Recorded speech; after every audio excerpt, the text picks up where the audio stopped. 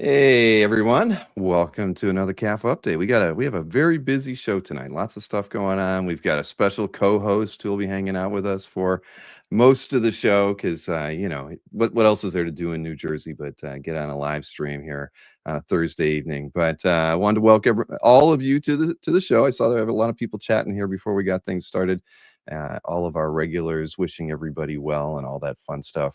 We're going to be talking a lot about Comic Art Live this weekend. Obviously, there's that big show. Our 12th Cal event is happening, and I think we have over 4,000 artworks already posted into that show. So we will easily hit our 7,000 artwork mark for sale for the weekend. That's pretty awesome. We've got our panels all finalized. We've got but lots of stuff to talk about. And I know Jason wants to talk about what he's doing for Comic Art Live this weekend too. I'm sure he'll be sitting there watching the Dolphins lose another game, but he'll also be manning his Comic Art Live booth during that. But we're going to start things off tonight with some pre-OAX announcements because we've got a few more to do. And tonight we got two big names that we're going to be talking to. So without further ado, let me bring a regular for OAX and not often enough on our show here live. But here we go. Let's bring in Mr. Wayshak. How are you doing, Jonathan? I'm doing good, man. How are you? I can't complain. It's all good. We've got the busy weekend coming up here with that virtual show that's always fun to do, and the planning for OAX is kind of always moving on. So it's good to have you back to the show. I think I got my pre OAX last year, so that turned out fantastic. I know. I think maybe about a dozen people picked up stuff from you last year in advance of in the pre-OAX side of things. But everything that I've seen has been awesome, and I think we're going to have another good round of stuff here for you this year. Well, thanks. I appreciate that, man. And thanks for having me back for OAX as well. It's a great show. I love the show. It's an easy show. Everybody's enthusiastic, so it's a lot of fun, Well, that's what I like to hear. And I got to tell you, I appreciate you using CAF to put a lot of your artwork out there. I saw the Magic the Gathering artwork that you posted Oh, cool. just recently. That was pretty awesome. How did that gig come about? Well, I had the person I used to work with on the Upper Deck Marvel cards actually ended up going to Wizards, and she brought me with her. And Oh, that's nice. she just kind of brought me on for a couple projects. She's moved on, but now I'm with a couple other art directors right now. So it's been great. I really enjoy working with them. They actually have given me a lot of freedom to do what I do, so that's always appreciated.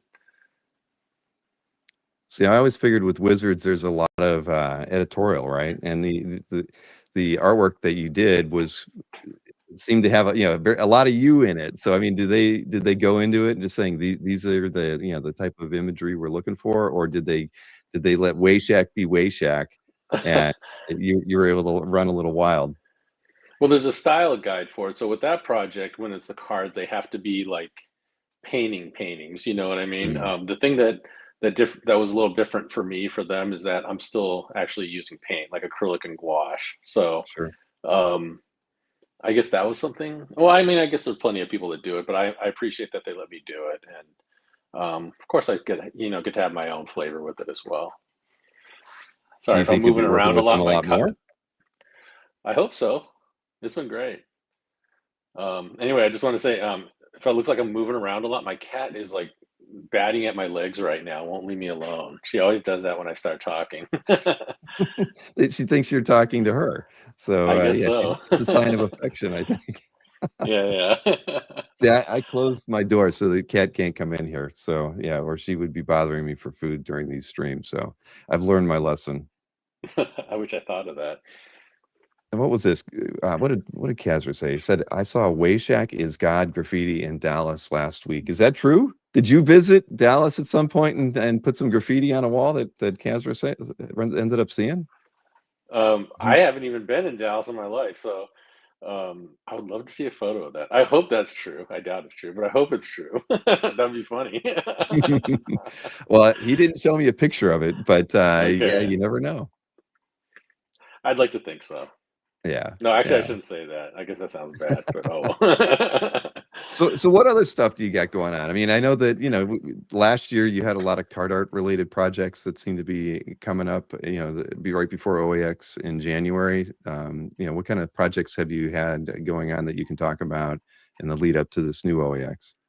Well, this year it's mostly comics. Hmm. Cul-de-sac is going. Cul-de-sac has issue 4 will be coming out, I think, in a week, and then that will be wrapping up.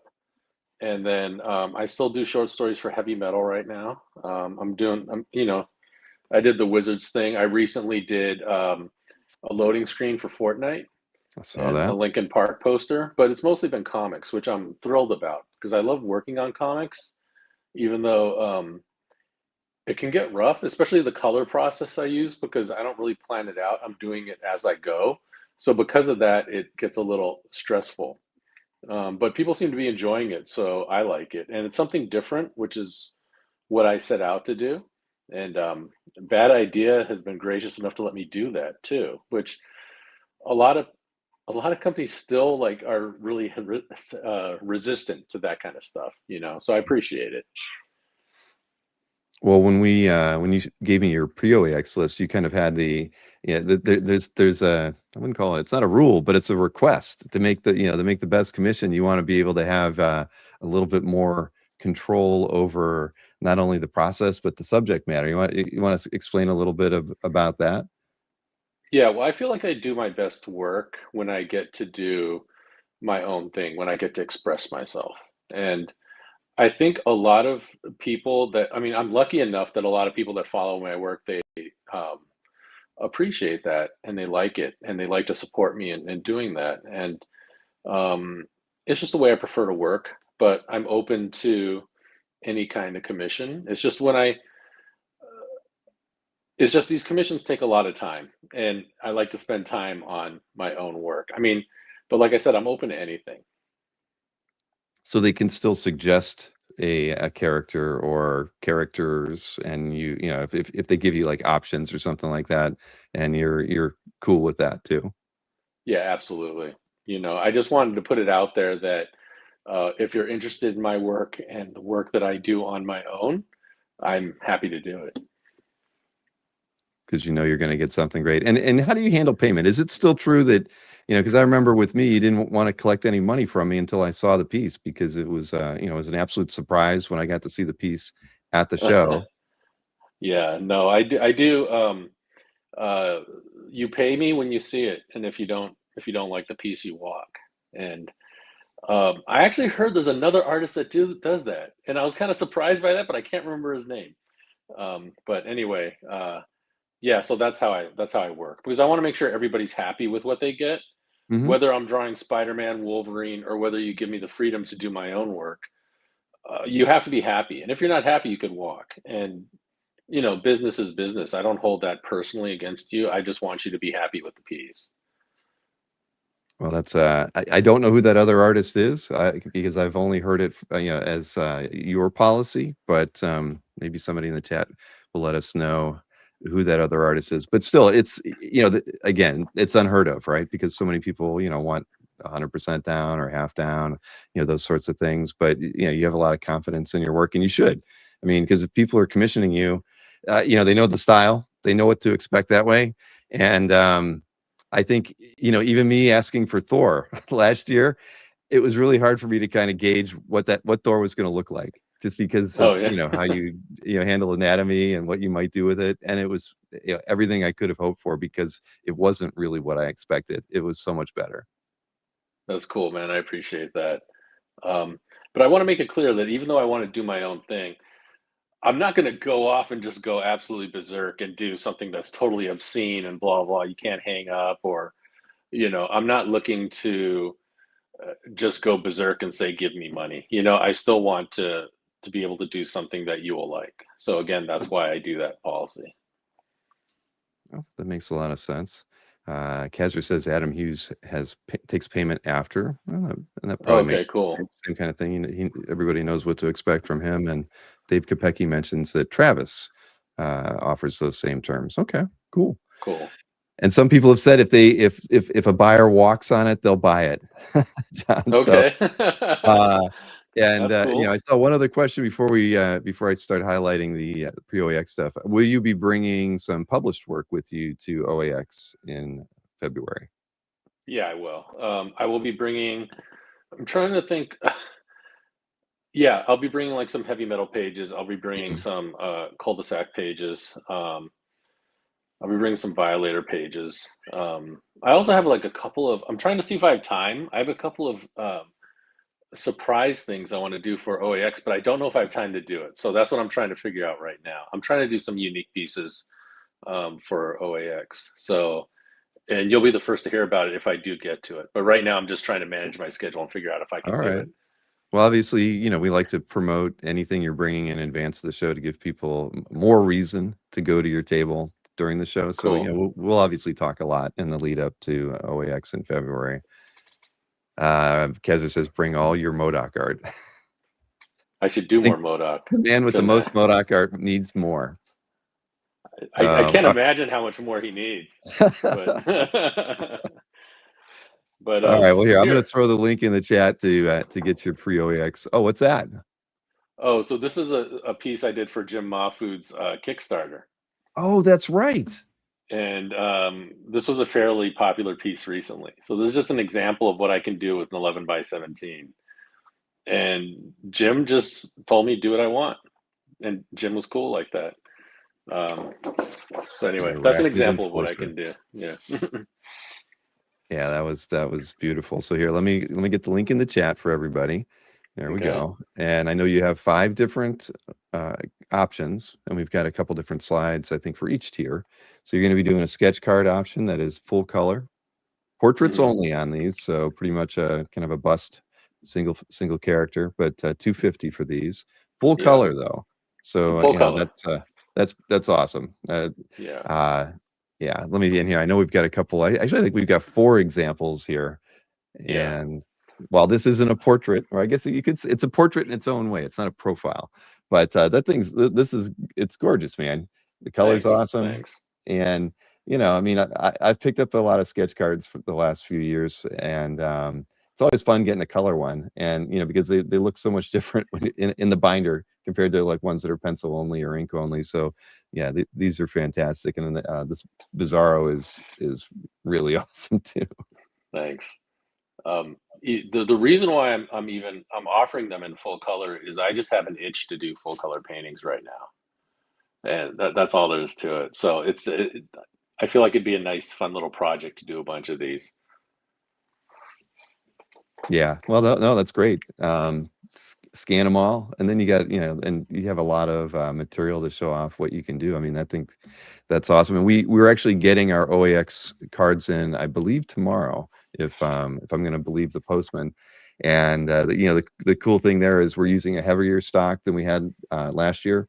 So these are really, really nice cards. So if presuming you want to, you're going to be using the OAX card stock, which we have on the slide, I'll be able to get those in the mail to you early next week too. Awesome. And then here, one more example. The I can main see man. why people would want you to do some rock posters, John. Oh yeah, it took me a long time to do it, but I enjoy it. I love it. The Lincoln Park one was great. I've been lucky lately. Everybody's just kind of letting me do my thing, and I'm so thankful for it. I don't know why that is, but everybody's just rolling with me. It's been great. Well, that's awesome. So that's the last one for the. I think it was the last one for the sketch cards, right? Yeah. Then we have a 9 by Yeah. 12 option, pen and ink, bust as well. These are Hmm. 425, and I got a 9 by 12 last year, and I can tell everybody it was freaking awesome. So Cool.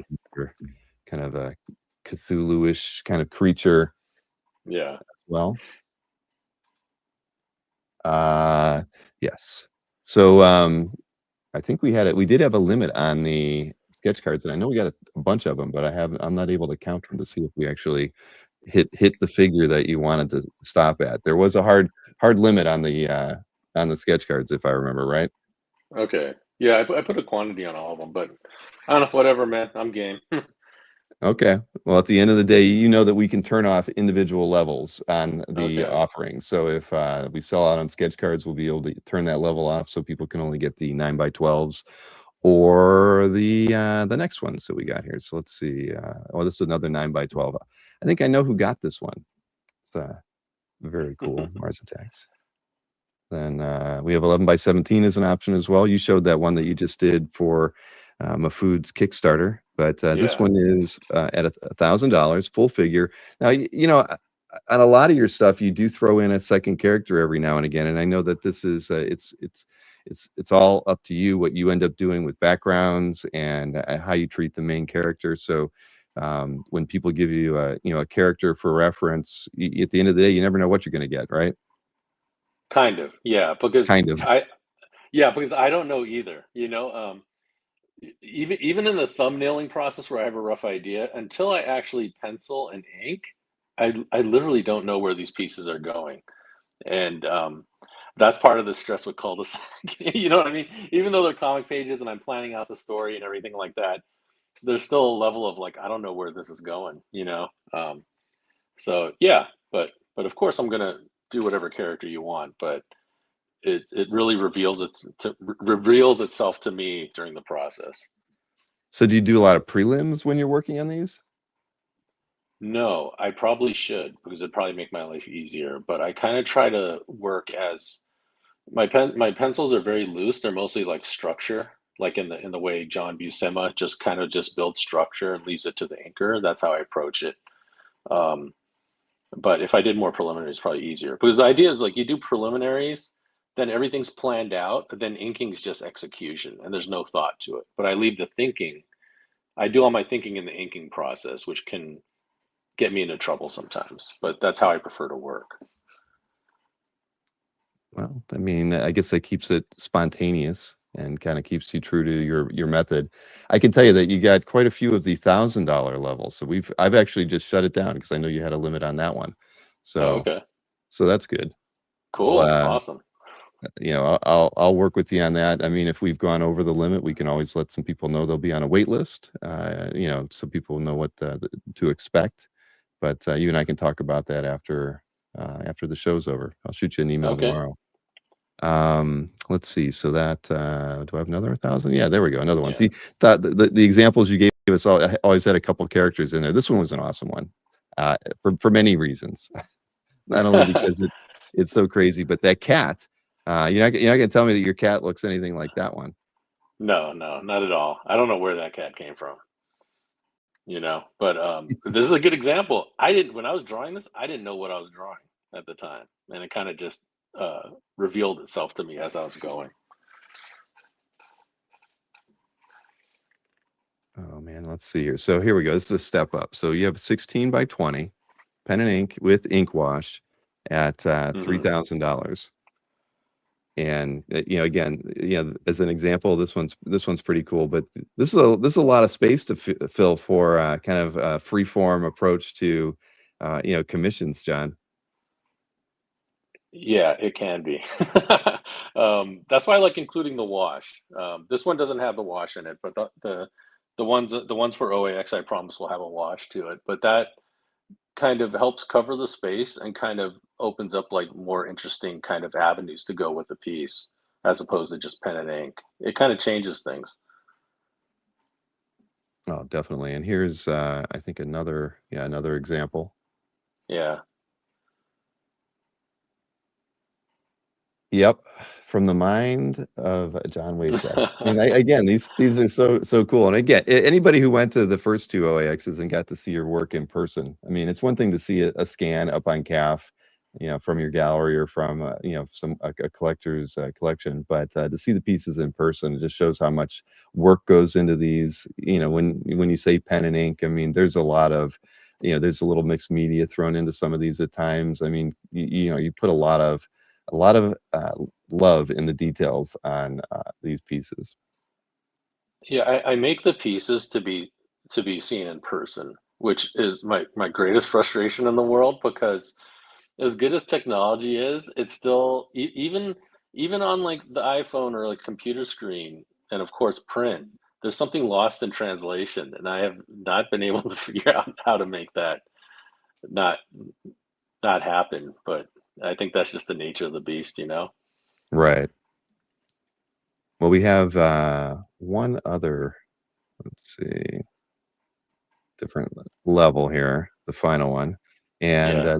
the same size, 16 by 20, but this is a full color option, priced at $5,000. And you mentioned acrylics earlier. I mean, what is what is kind of in your war chest in terms of mixed media that you would use on a piece like this?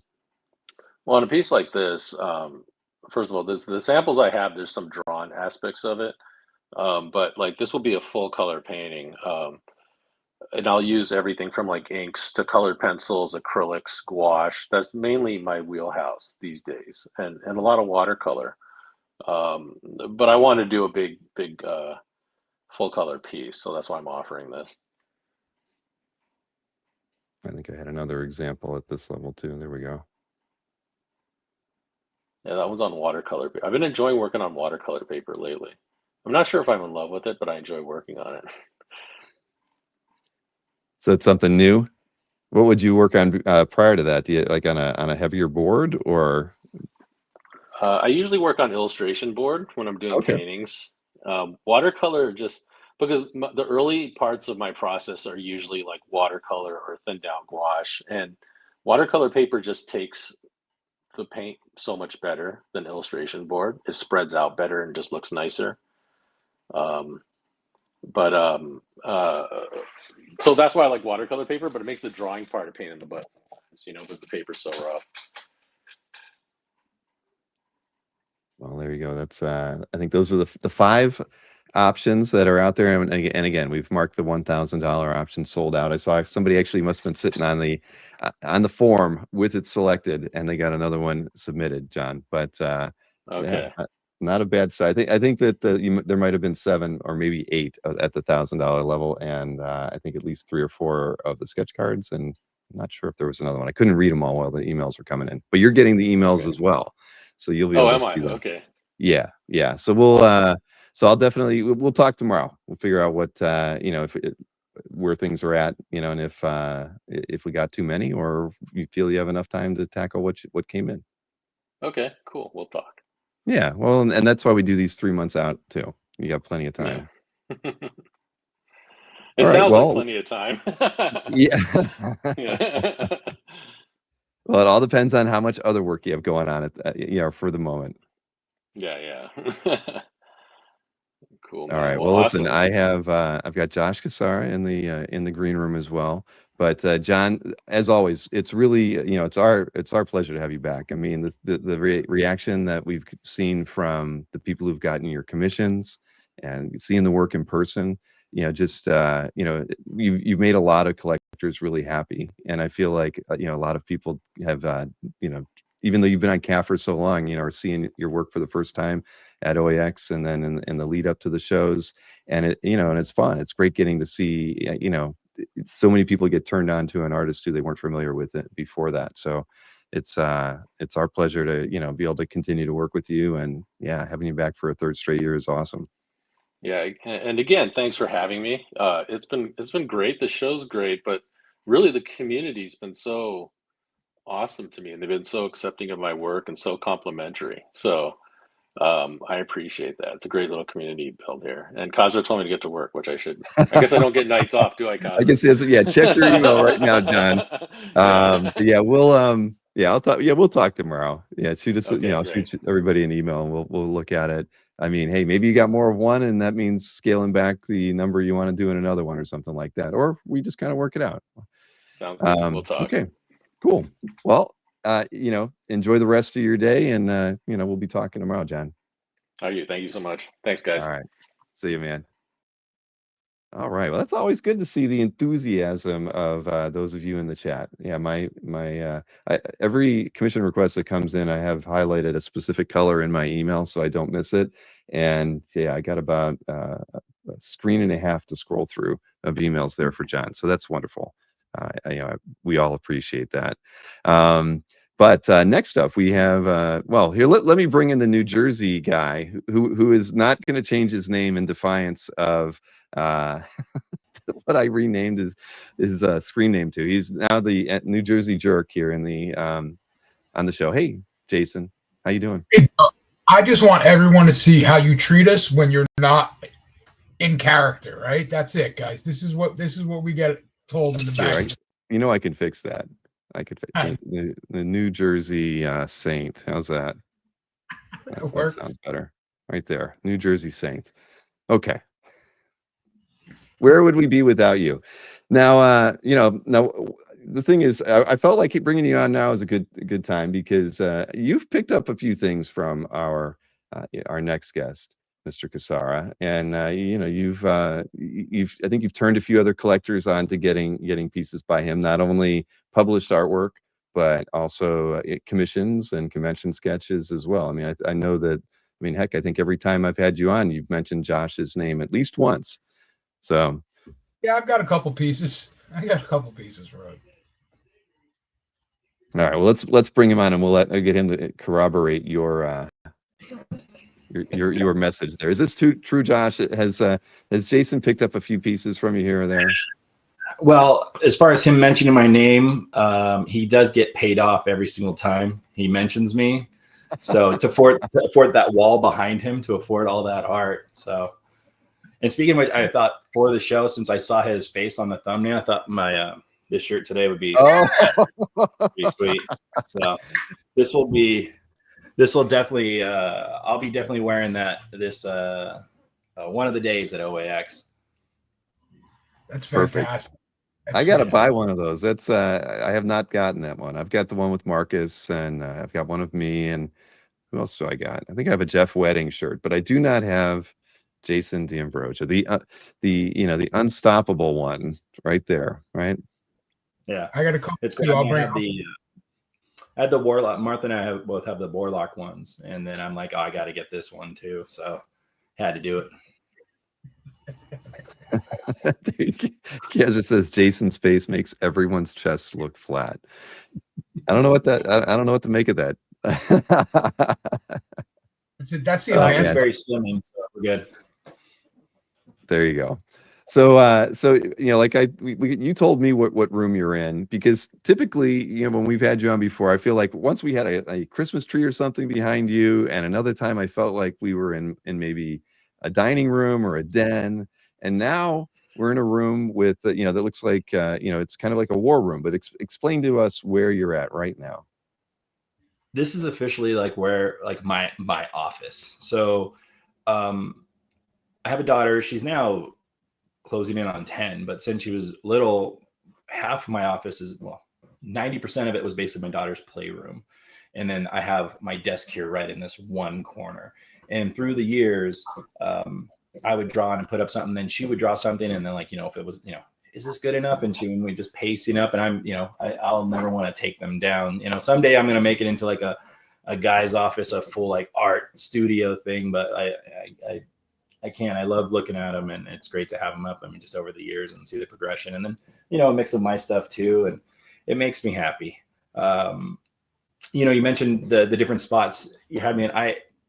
To kind of the day-to-day of just drawing all the time, there's a certain monotony to it, and so to mix things up, literally, I will spend maybe 2 weeks drawing on the dining room table until my wife kicks me off, says, you got to get off the dining room table because your stuff start adding up, because you start bringing all the materials. Then I move to her desk. She has her own desk, and then I pile it there, or I bring a lot of my stuff just even to the living room. I put things on a masonite board, and I just sit and I'll work on the couch, and it just kind of breaks things up for me. And the same thing in my process, where even when I'm drawing and penciling out pages, I will mix it up where sometimes I'll pencil out the whole thing and then ink it. Sometimes I will pencil out just the figures and then ink the figures and then do the backgrounds. Or sometimes I'll just pencil and ink one whole panel first and then move on to the next. And again, it just makes seem like life doesn't go by so fast.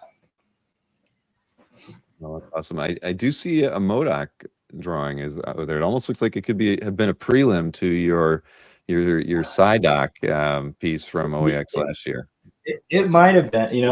I did that, and then actually my daughter inked that one. So that was me, and then just penciling it out. And she just always cracked up every time I would draw, because on my run on the X-Men, right away we had like a little bit of MODOK in there, and I love drawing at number one. But my daughter her natural reaction was just start giggling because he's just this giant head with these tiny arms floating around and stuff. And like she literally would just start cracking up, and she's like, "That guy's so funny." And so when I drew him, she wanted to ink it. Well, that's awesome. Robert Berman says he got a Modoc from you at Dragon Con. Thank you, Robert. Yeah, I love drawing him. I mean, he's so great. Like once, and it's funny because I don't think I ever really drew him until I got the assignment in the X-Men, and from then on, like I'm more than happy to draw him. Haven't I seen a couple of the mini Amigo Modocs too running around somewhere? Did you do a couple of them? There is one. There's, I think somebody bought, like I think I have one or two mini Modocs, and then there was one that's a little bit bigger because I was trying to scale it towards print size, doing it like where on an 11x17, and then when Marvel shrinks it down, because I was talking with Marvel about maybe doing a series of mini Amigo covers, and so I had one that's a little bit bigger, and maybe at OAX or thing. I think I had it just in there as a kind of a prelim kind of thing, and I think somebody bought that one too. Those are great when you do those. Yeah, they're so much fun, and I always tell people that get them, the bigger character and more colorful the character, generally the better, right? Like a big character like the Thing or Venom or something like that, or the Hulk, and when you draw them this big.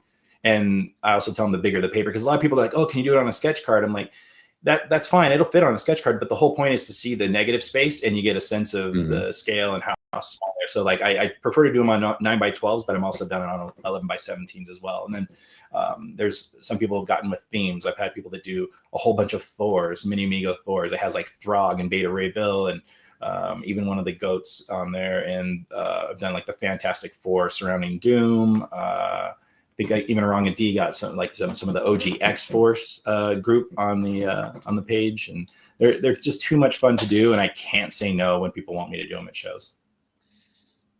There you go. Mikhail says he got a wee Nightcrawler. First piece he's ever picked up from you.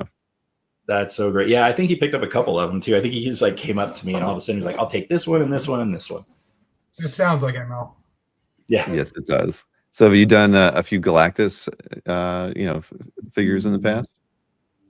You know, it's so funny because I think somebody's asked me, and I'm like, I don't even know. I mean, I could do a mini Amigo, but if you do on the sense of scale for the other mini ones, I mean, I could draw if you want me, because I generally have them as anywhere from 4.5 to 6 centimeters tall. And I really try to avoid going that big. And so, I mean, if you want me to draw a 6 centimeter tall Galactus, the thing is like the detail, I don't know if it'll come out, but now do I draw him a full page and then I draw, a tiny little fella next to him, like a mini Silver Surfer, just like a little silver dot on the page on the line. Sure. Right. Josh, bring me a crystal, and I'm going to start having you add one every time I see you. If you could bring one. Yeah, we can bring a big one. Just bring a full board. We can start going through. So, you think of your theme, and yeah, I've had people do that too. Actually, I think I have one. There's somebody who basically keeps like a running tab with me where, I add some more and he's just like, well, keep it. And then the next show, I'll let you know I'm going to be at, and we'll add some more. And then you add some more. And yeah, they're a lot of fun. And, again, some people now with their different themes and thinking about what they should do. And I don't have it on my commissions, the offerings for tonight. Although maybe I should have. I saw that somebody was saying, who was it? Oh, James Siegel wanted he was hoping there would be a minifigure option. Well, there is enough time, Josh. I mean, if by chance you felt you could squeeze it in, we could, we could start with what we have tonight, which is we have 5 slots open for this evening, but we could always add a minifigure option if you're up for, or doing a couple extra ones, down the road. We still have 3 months, I'll right? let you know. I think maybe, yeah. Okay. I think like otherwise it gives people a reason to hit your table. Yeah, like Mr. Wayshak said, but 3 months sounds like a lot, but really when it comes up, like all of a sudden those pile up, holidays are coming up. And I'm fully scheduled. Like I am fully scheduled and slammed right now. And just with my regular day-to-day stuff. And so, the commission things is always like, at the end of my workday, do I kind of, I can pencil something out and build something out, or maybe one day I just concentrate on commissions, but I kind of block that off as long as I'm hitting my deadlines here. And, it's that balance of, I forget who I talked to before, 5 commissions a lot of times. Hey, here's a question for you though. From Peter we might, Rowe. yeah. What is that? He wanted to know if you can draw any. Are you a straight Marvel guy, or are DC characters okay too? No, yeah, I mean my contractually published stuff, Marvel, of course, but commission wise, no, absolutely, I can draw whatever they like. I think he's asking what you like to draw from DC, Josh. I think that's the way the question reads. Yeah, I misread it too. I got you. That I like to draw. It's so funny because I've been so locked up with Marvel. Most people ask for Marvel characters. Sometimes a little bit, but I mean, I've only drawn very few Batmans. Only like one Superman, a couple of like the Rogues Gallery and stuff like that, and they're a lot of fun, of course. So I always tell people I would love to draw Animal Man just because I'm obsessed with Brian Boland's covers on Animal Man, and I'm always up for anything, and it's kind of fun to go out of what I'm comfortable with too, that I'm not used to. Because some of the Marvel characters, like, all right, I can kind of already have their costume just banked in my head and then just their body structure or whatever, and I can think of a million different things. But sometimes with a new character, I have to kind of reset. And sometimes you're even like Wikipediaing their powers and their history, because sometimes you want to know some context about this character before you're just going to draw them on a page. Mm-hmm. That's awesome.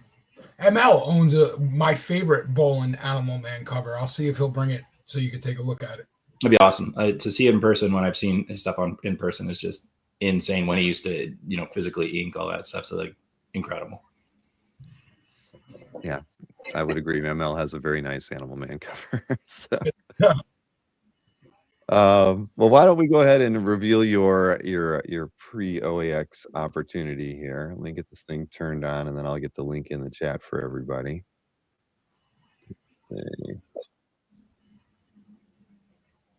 I got to go click on the link now.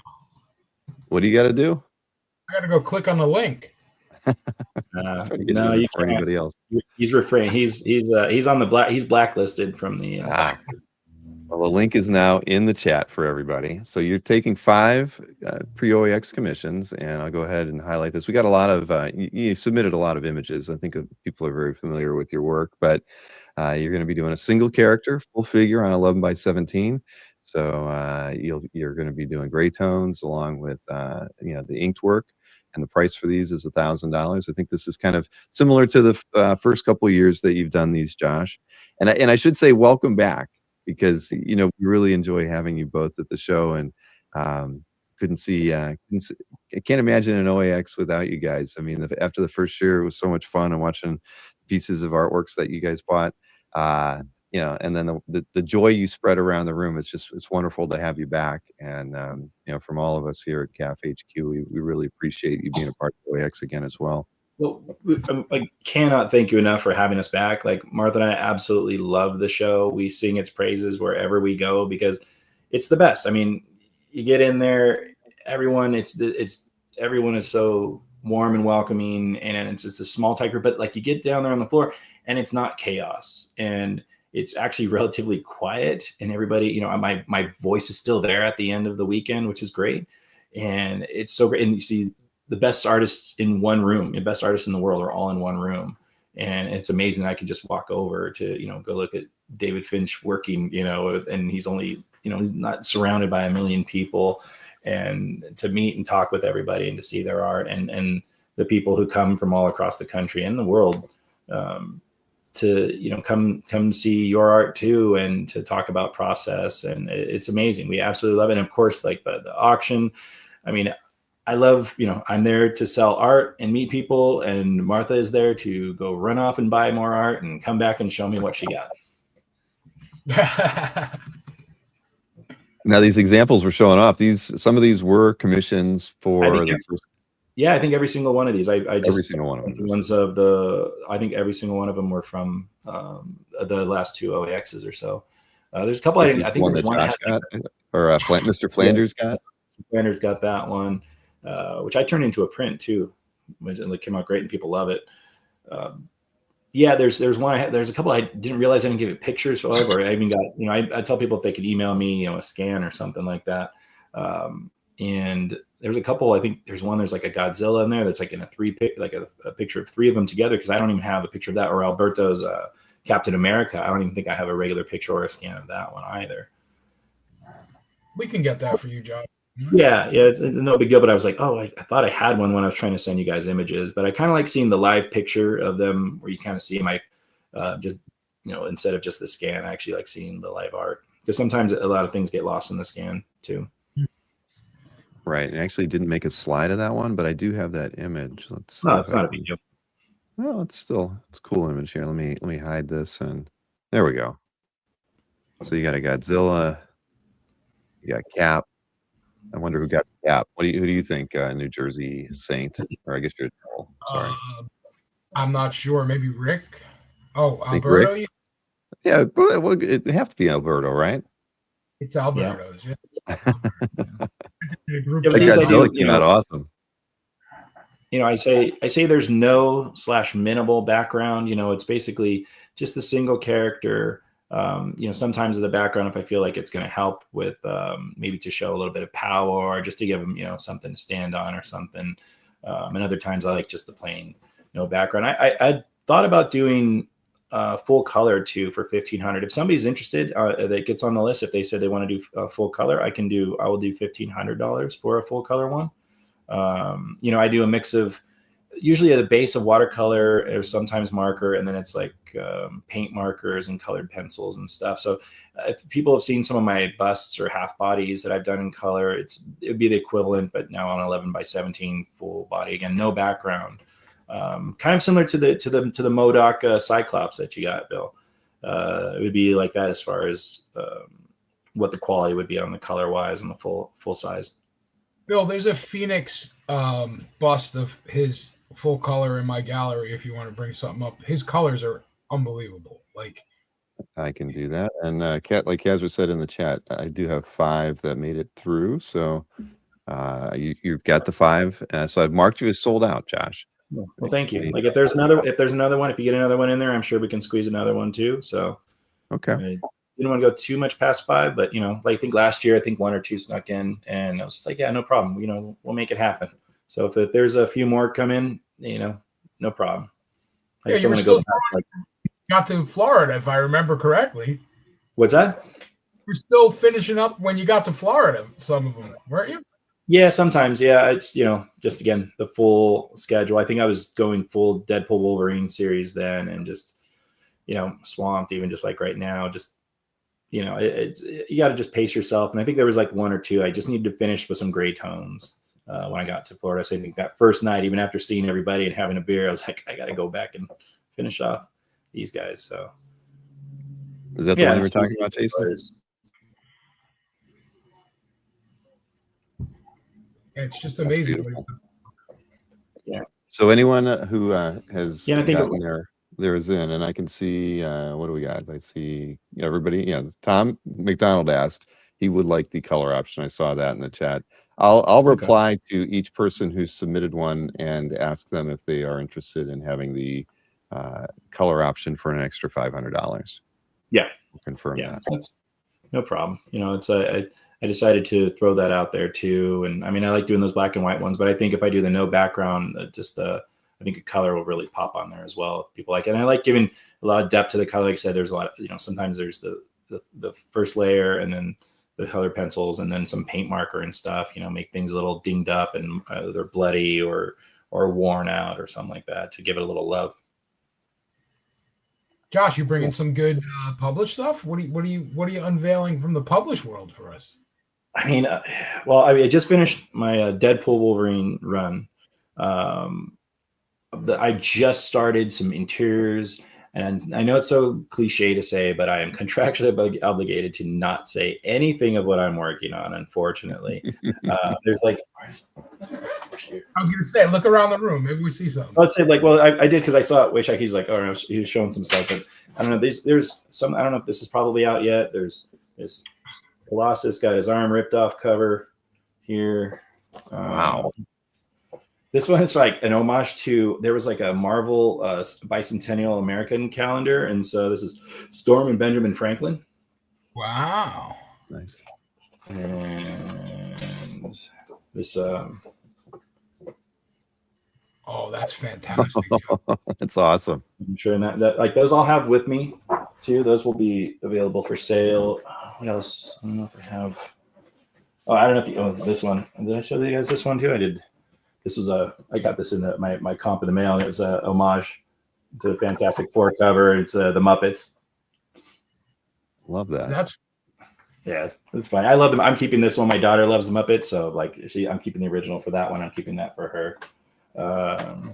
Yeah, I mean, unfortunately, there's not much I can show you. This one, actually, I had a slight break, and I've been drawing a kid's book that Martha had written, and so cool. Yeah, and it's really cute. It's just about the power of books and just the magic and the adventure that you can they can take you in. And I just need to basically draw the cover for her now, but she keeps bugging me about. And I always have the excuse, I've got to do this and this and this and that.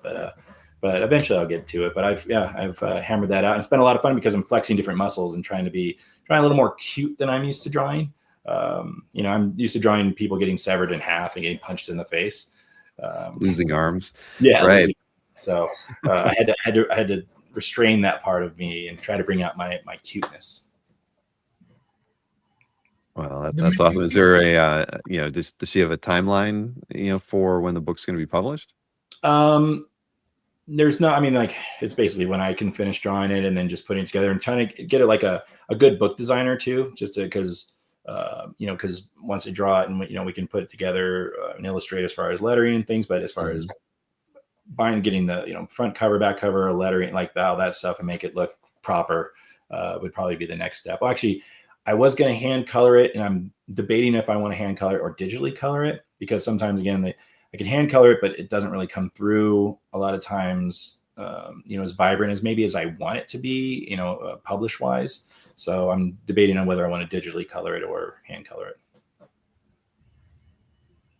Well, I'm sure it's going to turn out beautiful either way, but I'm with you there. Sometimes when you do hand color it, the colors are just so hard to reproduce.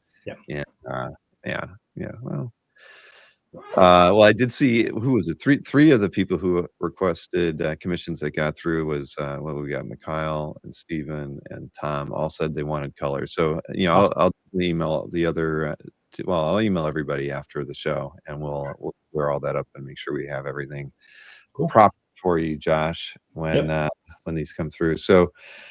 Again, man, it's going to be awesome having you back. You and Martha. I remember Martha winning that the Mannix piece. One of the highlights. That's been the really some of the most joyful things is just watching people enjoy buying artwork. Right. Oh, I mean, we get to see people post artwork to their calf all the time, however they got those pieces, but watching it happen in front of you, it's just it's magic, man. I mean, I've bought a piece of art in front of Jason before at Bachar's table. I mean, there's something different when you're watching people really fall in love with a piece of art and pick it up. It's that enthusiasm that we all have, and it's just fun getting to experience it with friends. Yeah, I love seeing when somebody comes to pick up a commission. It's so awesome. Or somebody gets a page and they're like, "Oh my gosh, you have like." I remember I saw this cover everywhere, and maybe they didn't even know me at the time or whatever. But they saw this cover at their shop or they saw it online, and now they're like, "Here's the physical piece," and like, I've got to have that now, and it's amazing. And the same thing too, like some of your favorite pieces of art that you've seen in that room at OAX, you can see in person, because whether somebody has it up for sale or just a lot of the collectors that are just showing it off. Like, it's amazing. It's like, oh my God, I obsessed about that thing forever. Now I get to see the lines. Now I get to see the whiteout and all the little, how the sausage was made on that. And it's amazing. I mean, Martha bought the George Pratt piece and at the auction last year too. So, and she's so excited. And, that thing, we have the Mannix over here in the office and just a bunch of other ones that we've picked up that, like, wow, like, we love the show. And we've talked about how even if you guys didn't even have me back as a guest, which thank you so much, we probably would still come out to the show just to come and enjoy it and hang out with y'all because we love it that much. Don't say that. Cassara will take advantage of you with it. Careful. You're right. I'm just kidding. No, that means a lot to us. Of course. I mean, that's the experience we wanted to create, right? And you just hope that that everyone, not just the collectors, are but the artists, the dealers that are there, that they all feel that there's something special about the show, and it's a show you'd want to go to even if you weren't working it one way or another. Cool. Yeah, can't wait. We're so excited. Awesome. All right, Josh. Well, we got a few more things to cover over here. We have a big weekend with our virtual con on CAF. So yeah, lots of stuff to discuss. And I know that, that Jason's got some things to he's going to nitpick a few things with me. And that's always fun. But yeah, thanks again. I'm glad that you guys are back. And again, I'll be emailing you in the next few days after I get in touch with all the people who made the inquiries, and we'll square everything up. Awesome. I really appreciate it, guys. I look forward to seeing you all in person again. I mean, it's great. We at least see each other once a year and sometimes bump into each other at other shows as well. But like, it feels like a little almost like a class reunion now because I've really gotten to know a lot more of you guys in the community, and you couldn't have been more welcoming and more awesome. And really can't wait. I can't wait to have a beer with you guys on Friday night. I'm looking forward to that. Definitely. All right, Josh. We'll see you, man. Bye, guys. See you later. All right. Here, I got to fix your name. We can't leave that. We got an upgrade to color live. I mean, what more could you want? I kind of forgot about that. He had mentioned it in the notes, and then I wasn't looking at my sheet while we were talking. But yeah, a bonus there. You might have gotten another one if you knew that was. Well, you can get one. You're Jason D'Ambrosio. You can get one anytime. Go on his list. I'm not allowed. So. But no, I thought that was awesome. And hey, and if maybe he has a little extra time, but getting a few mini characters in there, in advance of the show might be fun too. Or at least bottom line is, if he comes back, again in the future, knowing that there's definitely a demand for that, would be fun to have a second tier, because we've always done the same, full figure 11x17. They're always turning out great. Like Josh said, every one of those examples that were shown were pieces that were done for OAX attendees in year 1 and year 2. He really only usually does those for your show. When he goes to other shows, he only does the 9x12s mostly. Well, that's what we like to hear, right? I mean, that's what makes OAX special. We almost don't have to ask anymore. That everybody knows. Do something special. That makes the collectors like you happy. We are getting a mini juggernaut. Josh, if you're still watching, put him right in the center of that 11-17 board. That's what we're starting at. I like that idea that you would, you can go to shows and just get one at every show. And have him like, I don't know. Would you have him say something on the back, for like, when he did it, or would you have him? Yeah, it might do something like that. I know Aranga did that, but he has a board with all of X-Force on it. And so I'm not original with this. It came out really cool. So that's we're stealing that idea. Ruined it for me, Jason. I thought this was your brainchild, but it's not. It's Aranga's. I don't take credit for things that aren't mine, Bill. That's you're a good team player then. You're somebody we can trust. You know that already. I do. I definitely do. So hey, we've got Comic Art Live this weekend. It's the 12th virtual con. Hard to imagine. What was your first Comic Art Live? Do you remember? The first one. Was it the very first one? Yeah, I'm sure. You were there enjoying it? I think I bought in every one. I'm not sure if I sold in every one, but I know I bought in every Comic Art Live you've had. I had comic guys today that I know that were messaging me. I sent the link out for the instructional video a couple times this week because there's more and more people there that want to get involved with it. So as much as we think it's, I always joke with Fish Benz, it's not just the people that are in the live stream, right? There's so many other collectors, other people interested in the hobby that aren't this group.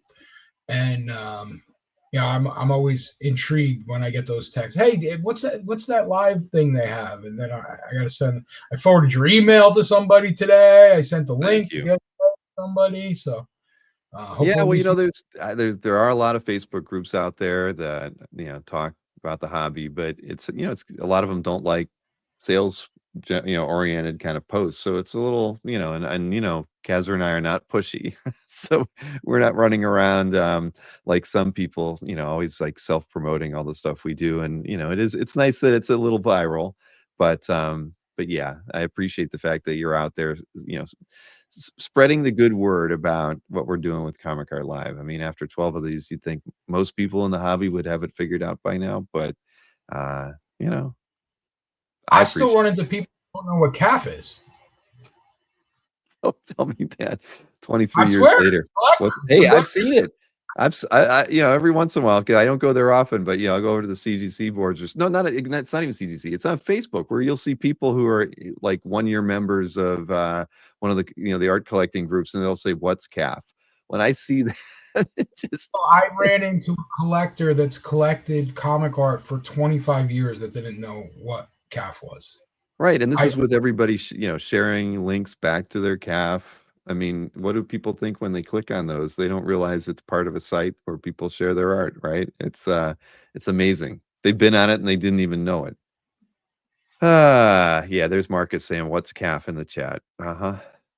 Bill, can I thank one of the people in the chat because I got like the coolest gift in the mail that I've gotten. I can't even remember when I got something cooler than this. Yeah. And are you going to show off what the gift was? Yeah, I'm gonna show, of course, sitting right here. What do you think? I'm Okay. unprepared. Uh-huh. So, #1 Marvel fan Tom, thank you so much, buddy. He asked me for my address, and this showed up in the mail. This is the chair back from the Juggernaut from X3. How cool is it? Unbelievable. Right? Is this That's absolutely? awesome. Yeah, he even showed me how to get a display built for it, so it will be visible somewhere in this office soon. But thank you so much, Tom. I really, really appreciate it. I couldn't. I was floored when I opened that box, and that was what was in there. Wow. Well, now I got that one from Martin from Tom as well. So I have it over there, but I haven't made my own stand to display it yet. That's freaking awesome, Tom. You are the best, Tom. I know Tom's been he's been selling a few things. I know he sold those Wolverine claws. I think was the last thing he mentioned on his on Facebook recently. I was looking around for art to Kaz. The only mask I can find within arm's reach is this one. So, does that make you happy, Kazra? There you go. He did say to put on the mask. Oh man. All right. Yeah, that works. I'm not putting on a cap mask or anything like that. But yeah, so back to Cal. So I knew you were a member of CAF for a few years before Cal. I just wasn't sure if you participated in them from the very beginning. Yeah, I think it's I say it all the time. It's especially before OAX, it's just the greatest show in the world because I can sit here in front of my computer or on my phone and look at more art than I could ever imagine. And the other part of it is it connects the whole world. I mean, I've shipped art I've sold, to Europe, to Asia. I bought stuff from Europe and Asia. The first time I met Jiggy was buying from him personally on one of the CAF lives. So Same for I just me.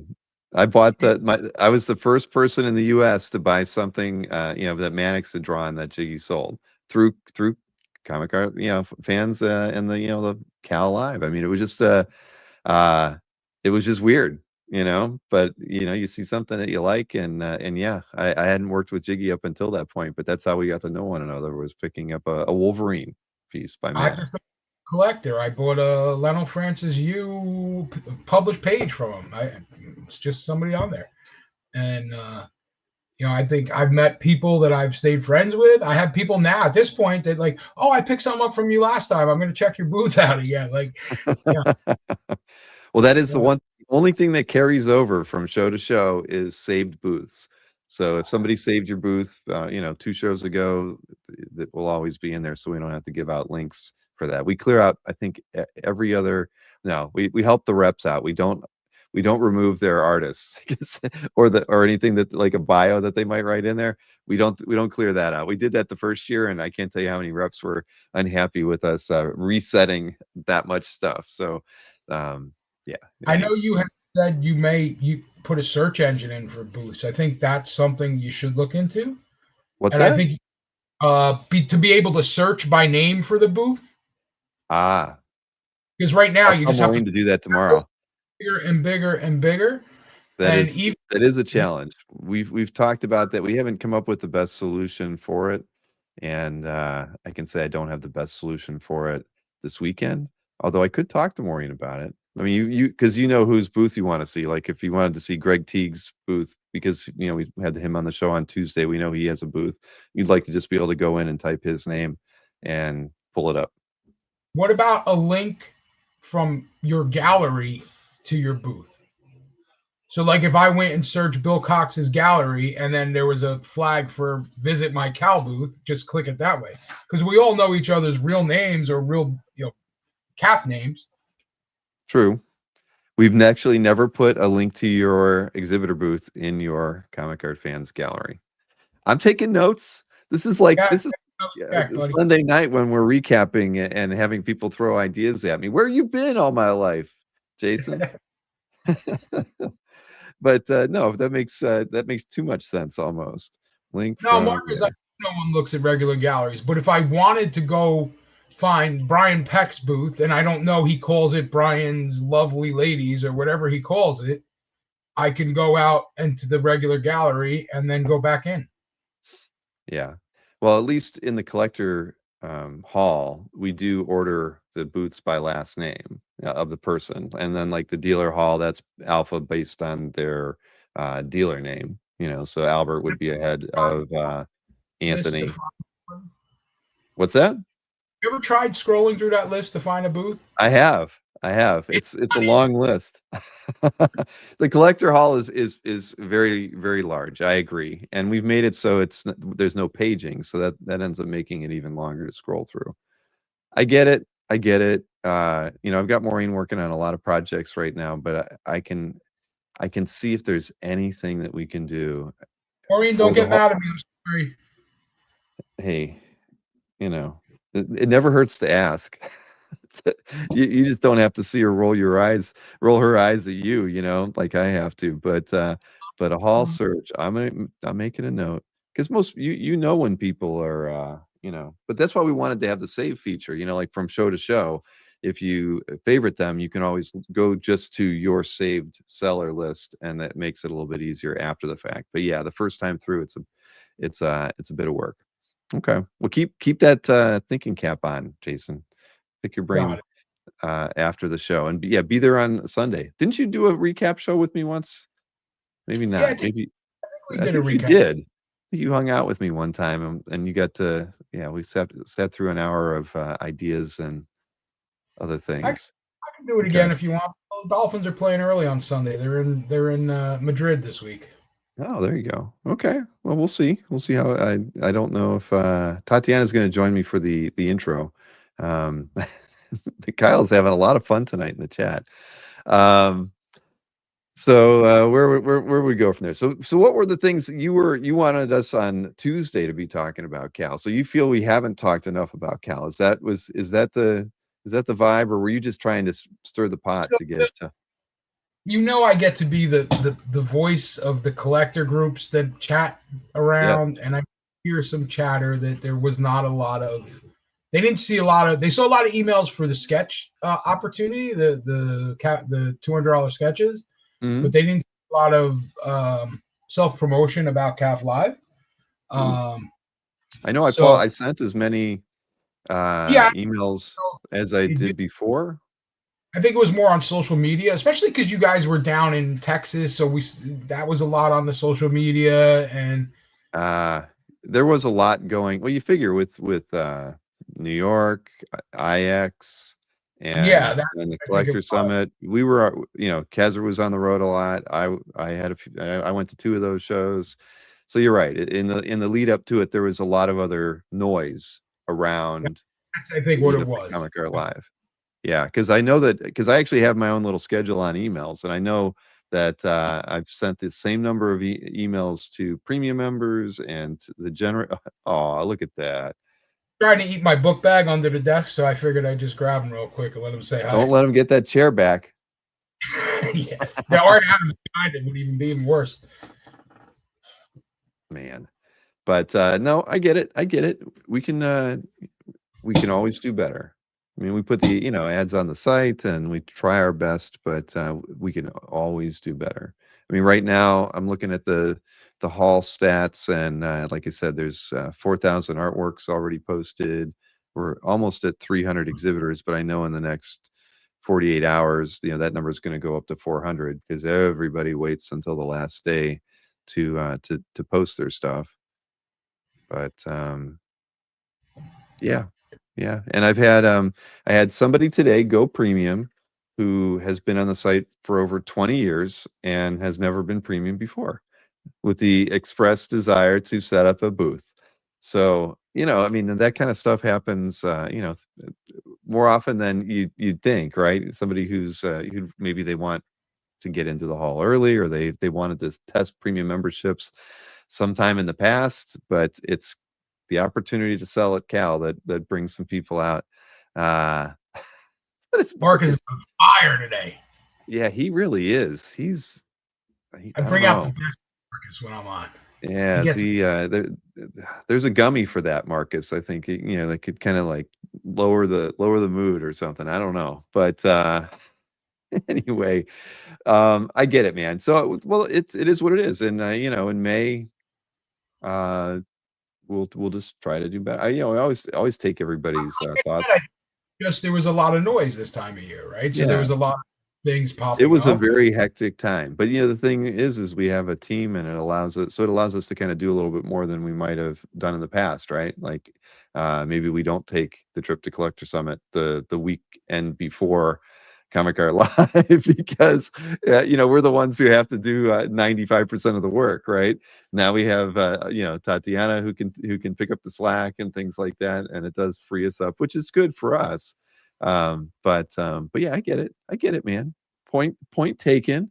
And Last yeah, weekend, the Dolphins crushes Bills, so he was crying all weekend. So he was. Tertulio did shed a tear. I can tell you that.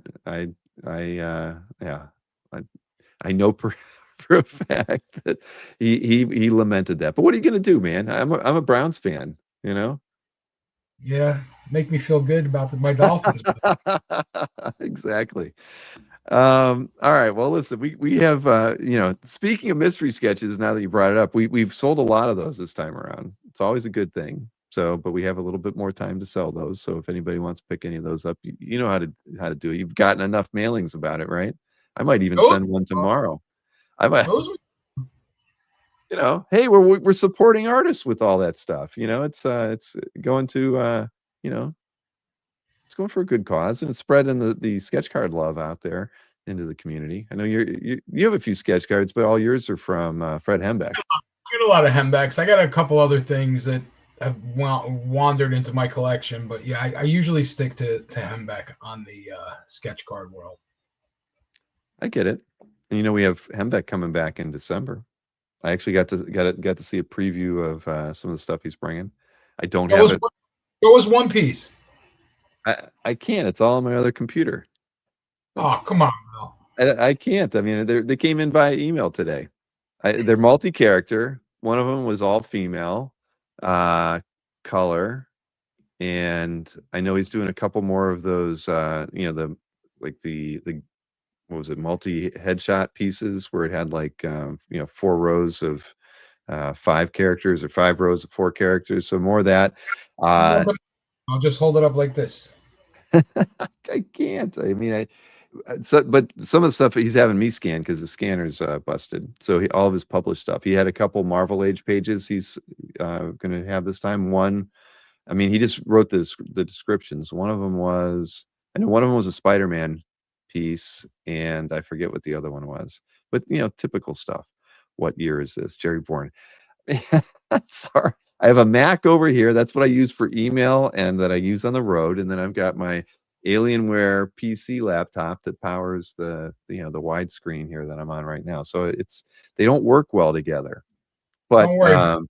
IT guy in my scanner after because my computer doesn't want to read it for some reason and I can't figure it out. Well, here we can share a few things because other than aside from the mystery sketch, we did post the panels. I still need to get one panel created. I know Cassara's going to send me a. Here you go. Hit the like button if you think Bill needs a third computer. Yes, please do. I don't think we have enough likes already. There's 93 people watching right now. I have no idea how many. I do have Dropbox, Jerry. But come on, you want me to actually stop what I'm doing, go to my Mac, send my files to Dropbox, and then pull them over here. I can't do that. I can't do that. But here, panels. Let me see. I'll show those off so you can know. You were right. Adam Kubert is doing a panel. Did you see that? I didn't see it, but I assumed it when, yeah. You assumed it, right? All right. Well, so here here's the Saturday track and here's the Sunday track. On Saturday, after Tatiana and I welcome you all, we'll have a Athenium show that Matt Allison will be doing his pre-OAX announcement there. And I can tell you, it's one you're going to want to tune into because he's doing sketch cards and they are very reasonably priced. I think I should probably pick up one or two if I can get one, if I can get on the list. Then we got Brian Hitch coming on. I think I could actually show off some of Brian's stuff. Brian, he's been working his tail off on these. What are they? You I think they're still 9. price on Brian Hitch pages you offered me like 6 months ago. I thought it did. Oh, you asked me about them, and then I never gave you prices, did I? I'm busy. Why don't you come? You got to come. Why don't you come to my place? I'll show you all the Brian Hitch art you want to look at, and we'll price it right here. I was down But all of the stuff that Brian has for his panel is all is not published work. It's all like pre-done commission style stuff. And honest to God, half of them could be covers. I mean, I think Brian misses working for Marvel and DC, or at least it's an itch he needs to scratch because two of the pieces are just unfreaking believable. The image I used on the background of Batman, that's basically a DPS. And the detail on it will blow your freaking mind. And I can show some of those afterwards. But then we've got a Collector's Cash episode with Mr. DeTulio. He's going to be talking about some animation results, and there's going to be some other announcements there as well that people will want to tune into. Sia from TD Art Gallery, she is going to be having a panel with Tatiana, and she'll be announcing her pre-OAX stuff as well. And I know her stuff is kind of limited, so anybody who really has been wanting to get a piece by her should tune into that. DeTulio is going to be doing another fundraiser and art sale. That'll be at 6 o'clock on Saturday. Then we're going to have 2 hours of IC3 programming from 7 to 9. And Jamie Jones will be announcing his pre-OAX during that time period, but there'll be a lot of other I think there'll be a lot of rotating guests, people who have booths that they'll be talking about, and then other things centered around IC3 and the things that we're going to be doing there for the remainder of this year into the future. And then Jiggy's team, they basically are doing another art drop, but it's artist choice on all the artwork. So that'll be a 9 o'clock show. And so yeah, a lot of art sales opportunities on Saturday. And then we start off Sunday with the usual, Anthony and Sharon at the warehouse. Hopefully Chris will be playing guitar. Maybe you could make it. No, you'll be watching football. You're not going to go over there and say hi to those guys. Then we've got Paulo Rivera coming on, and I'll be able to actually I can show you some of the pieces, or all the pieces he's got. We're gonna start that show with an auction for one of his head sketch painted pieces, and then he'll be working on that piece throughout the hour-long show. But then we have a few other pre-done pieces that he'll have, not as many as we would like, but the Wolverine is one of them. I think that's like I forget the size on that, 6x9. It's a little bit bigger than the usual stuff that he does for that show. And then we've got Mark Hay. He'll be on the show with panel with Paulo, but then we'll also have him on a follow-up show where we'll be announcing, I think, most of his artist pre-OAX opportunities. I think Max Fiamara is going to be coming on a show later in like a CAF update where we'll be talking about his pre-OAX. But I know that one artist who has not been, well, 2 artists who have not been announced yet will be announcing their pre-OAX during that panel. So it'll be like a reveal as well for a couple artists that we haven't talked about yet.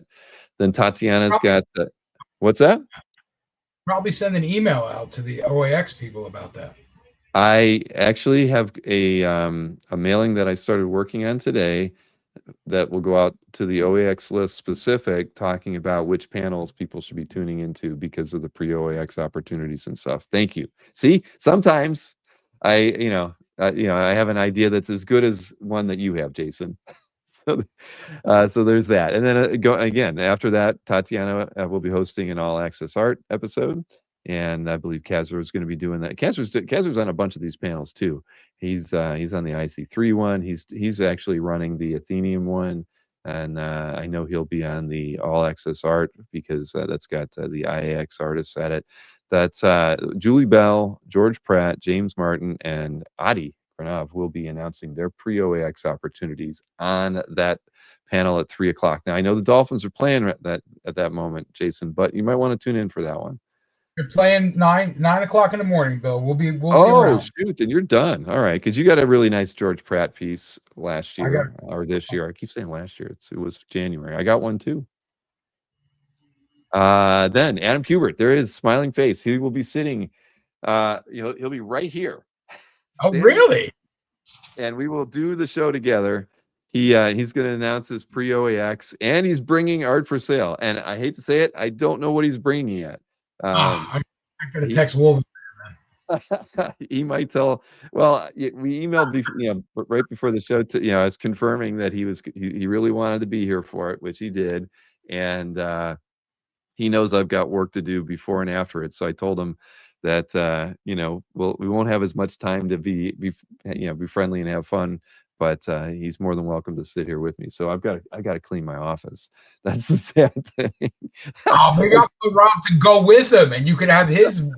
I should have worked out going to his house, but anyway, so I had asked him to bring 10 or 12 pieces of art for sale, and he said that he would. So that's that's the best I can tell you right now is 10 to 12 pieces plus his pre-OAX opportunities will happen during that show. Then we're going to talk about the CAF app. And I'm actually going to show you something on the CAF app in a few minutes here. But we've had a lot of updates on that, and we really like you were talking about, Cal. Maybe we haven't talked enough about the app. You're one of our beta testers, so you know all the good stuff we've been doing and how much effort goes into it. So we felt dedicating a panel to that was important. And I can tell you that between that, there's a gap there at 5 o'clock. I just haven't had the chance to make the show graphic for it, but there will be a panel on like video game related art. Well, all game related art, could be pinball machine, backglass, you name it. But we've got a few guests who are going to be doing that panel. I think Cassara's going to be running that one as well. Tatiana might be on that one too, but there'll be some cool announcements related to that as well. So even though it's not shown here, it will be there tomorrow, and it'll be queued up on YouTube as well for the 5 o'clock panel on Sunday. So lots of stuff. I mean, literally we got I think it's 6 panels each day plus the intro, and so 7 panels both days. So 14 panels over the weekend. Very, very, very busy weekend, but fun stuff. All good. So there we are. So what else did I want to show you? We should tell people about keywords as a reminder, right? I mean, I don't think I need to go over how to set up your booth anymore with people, but if you're a premium member, you have want list keywords, you get want list alerts. Strangely as it is though, even though we have like 1,200 plus premium members, only about 700 premium members actually use the keyword feature. So we might as well just explain it here. There, underneath your main menu is a link to manage your want list. It's like the 6th one down, right? Yeah, just right there, and we have a full page. Now here's the cool thing. Nobody we're going to be talking about this as it relates to the app, but the first thing you can manage in there is your want list keywords. I've got 50 of them in here. Jason's got 50 as well, but anybody who's not using the app only has 20. And but what these are, these work for Cal. You can put in your favorite keywords of art for sale that you're looking for, and for Cal, for this weekend before the show happens, we will email you a link that will allow you to see all of the art that matches your art for sale keywords in this from this want list keyword set. It's pretty awesome. What's Jiggy doing? What am I missing in the chat, Jason? You're supposed to, like, you're my wingman. You got to tell me when. How I could get 50 keywords in there. I didn't know I could do that. I think I'm still stuck in. You weren't paying attention to the beta group information. Well, hang on. We're going to get to that. But for right now, everybody who doesn't know about it on the app, you only have 20 keywords. So enter those in there. And the cool thing is, so it works for Cal. We send out an email 30 minutes before the hall opens for premium members on Saturday, and again at 10:30 on Sunday before the art drop that happens at 11. We email you a pre-done list of all the artwork that matches your want list keywords. and it saves a lot of time. You get to see stuff, so that the minute the art drops at 11 a.m., you can go right to the pieces you want to buy and make inquiries, or if it's an artist using our checkout, they can purchase stuff that way. But that's what's really cool about the want list keywords is, but even better, it works 24/7 for you, because we host over 30 art dealer websites, right? So in real time, when Albert Moy, Mike Berkey, Anthony Snyder, Scott Eder, when they're adding artwork to their site and it has a match to your keywords, today, today we have two things, but we send out an email letting you know that it happened. And with the app now, with the update that was just released, it's the version 2.1 release. You'd have to, when the app fires up, you'll know if you have the 2.0 or 2.1. 2.1 is the new one. So if you don't have that, either upgrade to it, or you can delete the app and re-download it from either Google Play or the App Store, and you'll get the 2.1 version. But the main thing is that again, it's 24/7 with that. So Jason, you've probably picked up a few pieces of art thanks to the want list alerts that you've gotten in your email, right? Oh, the want list is the best thing. I mean, again, going back to the earlier CAF lives, I was saving people's booths so I could get there first, and so on and so forth. And with the want list, I just click on the want list as soon as you send the preview out, and go right through what I want to jump on right away. Because if you haven't done it, guys, there's a lot of things that sell almost immediately in CAF Live. Like, I've been stuck in holding patterns because people didn't respond right away, because I put a purchase request in right away, and only later to find out that it was sold almost immediately. So, if you see something, jump on it is the best thing I could tell you, because I know, and it's not just me. I've talked to my friends. It's the same thing. Things move. Yeah, I love it when the dealers come to me and they're like, "Man, I'm doing so good. I'm selling all my stuff in the first 5 minutes of posting it." And I'm like, "Yeah, that's because we're putting." But I have a good story when we talk a little bit here about the app. But so Steve Mussolino is also a beta tester, so he knows he can get 50 keywords in there as well. Derek says, "Thank you for more keywords." Absolutely, we're expanding it. We're not planning on stopping at 50 either for premium members. It's probably going to go up to at least 100, or maybe more. There's a lot of things that we can do there with it. But I can show you how the app is changing some things. And clearly, we're going to talk a lot more about this on the panel on Sunday. But the update that we did with the V2.1 was we added in the want list features into the app, and that includes push notifications for art for sale that that matches your keywords. But it also added in two additional features that are pretty cool. So let me go ahead and get rid of this screen. I mean, the main one is that if you're a premium member of CAF and you're using the app, you have access to add 50 keywords. So, you if you have the app on your phone, and I know you do, Jason, because you're a beta tester, if you go to the want list section and manage your keywords, you'll find that you can actually add 50. So, so only through the app, though. You can't do that on the website yet.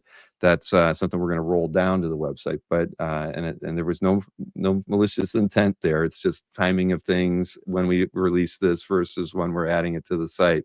But bottom line is that if you're a premium member and you want more keywords, and this isn't just for Cal, this is for 24/7 until it gets released on the website, the app is the only place that you can have 50 keywords to manage and go over that 20 more. So there you go. Gabe Carino says he's adding 30 more right now.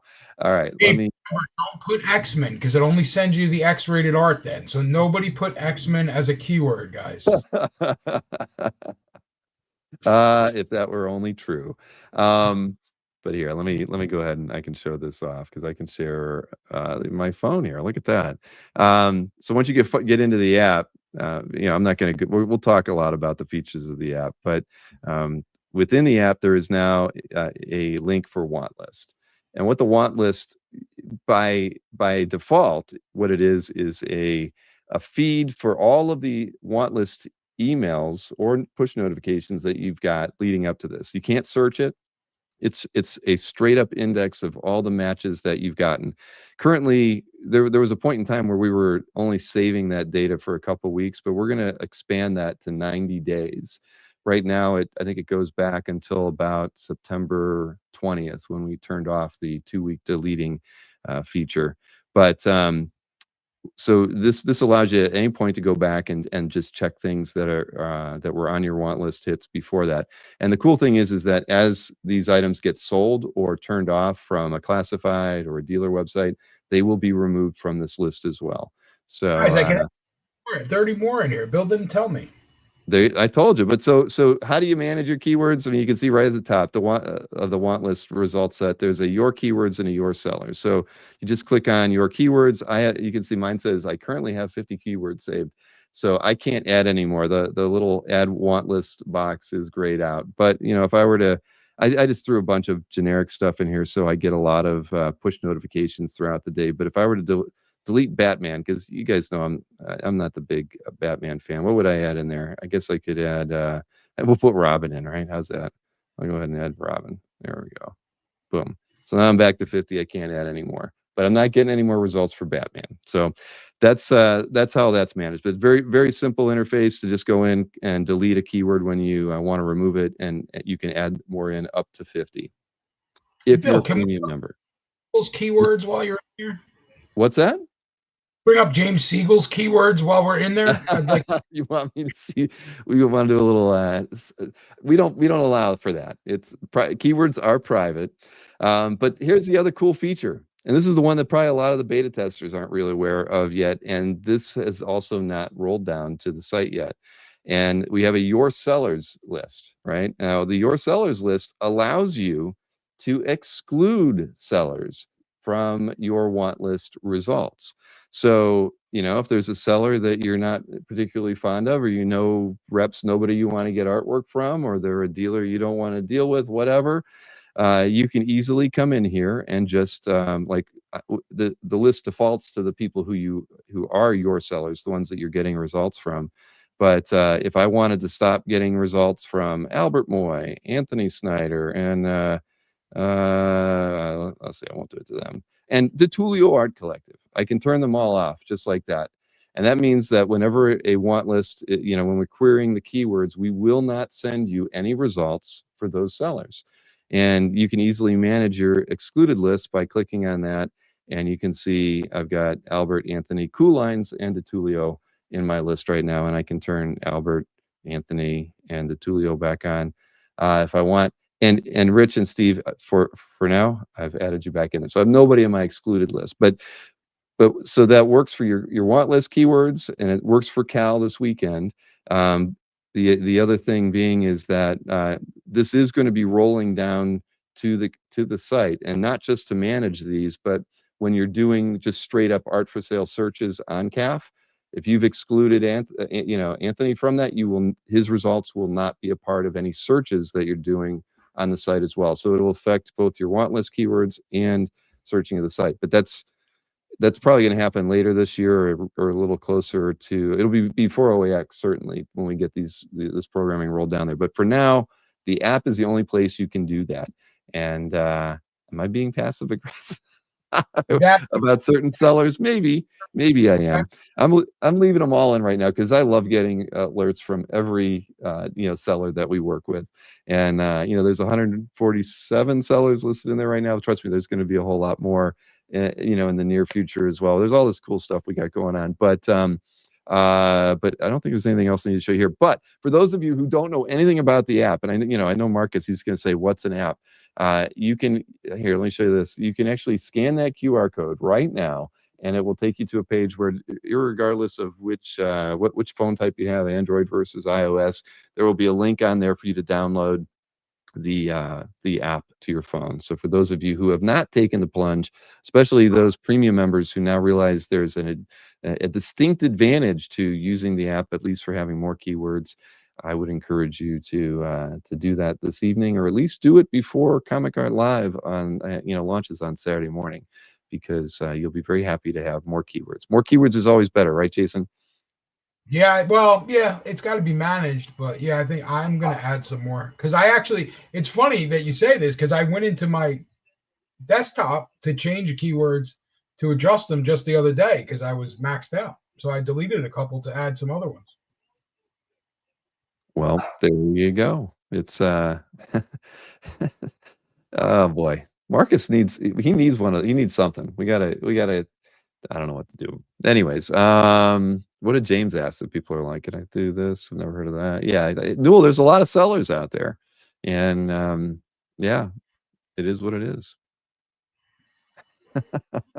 Anyway, I'll go ahead and hide that. All right, there you go. Scan that QR code and you'll have the app. Or you can just go to either, Google Play or the App Store, search for Comic Art Fans, and you can download the app that way.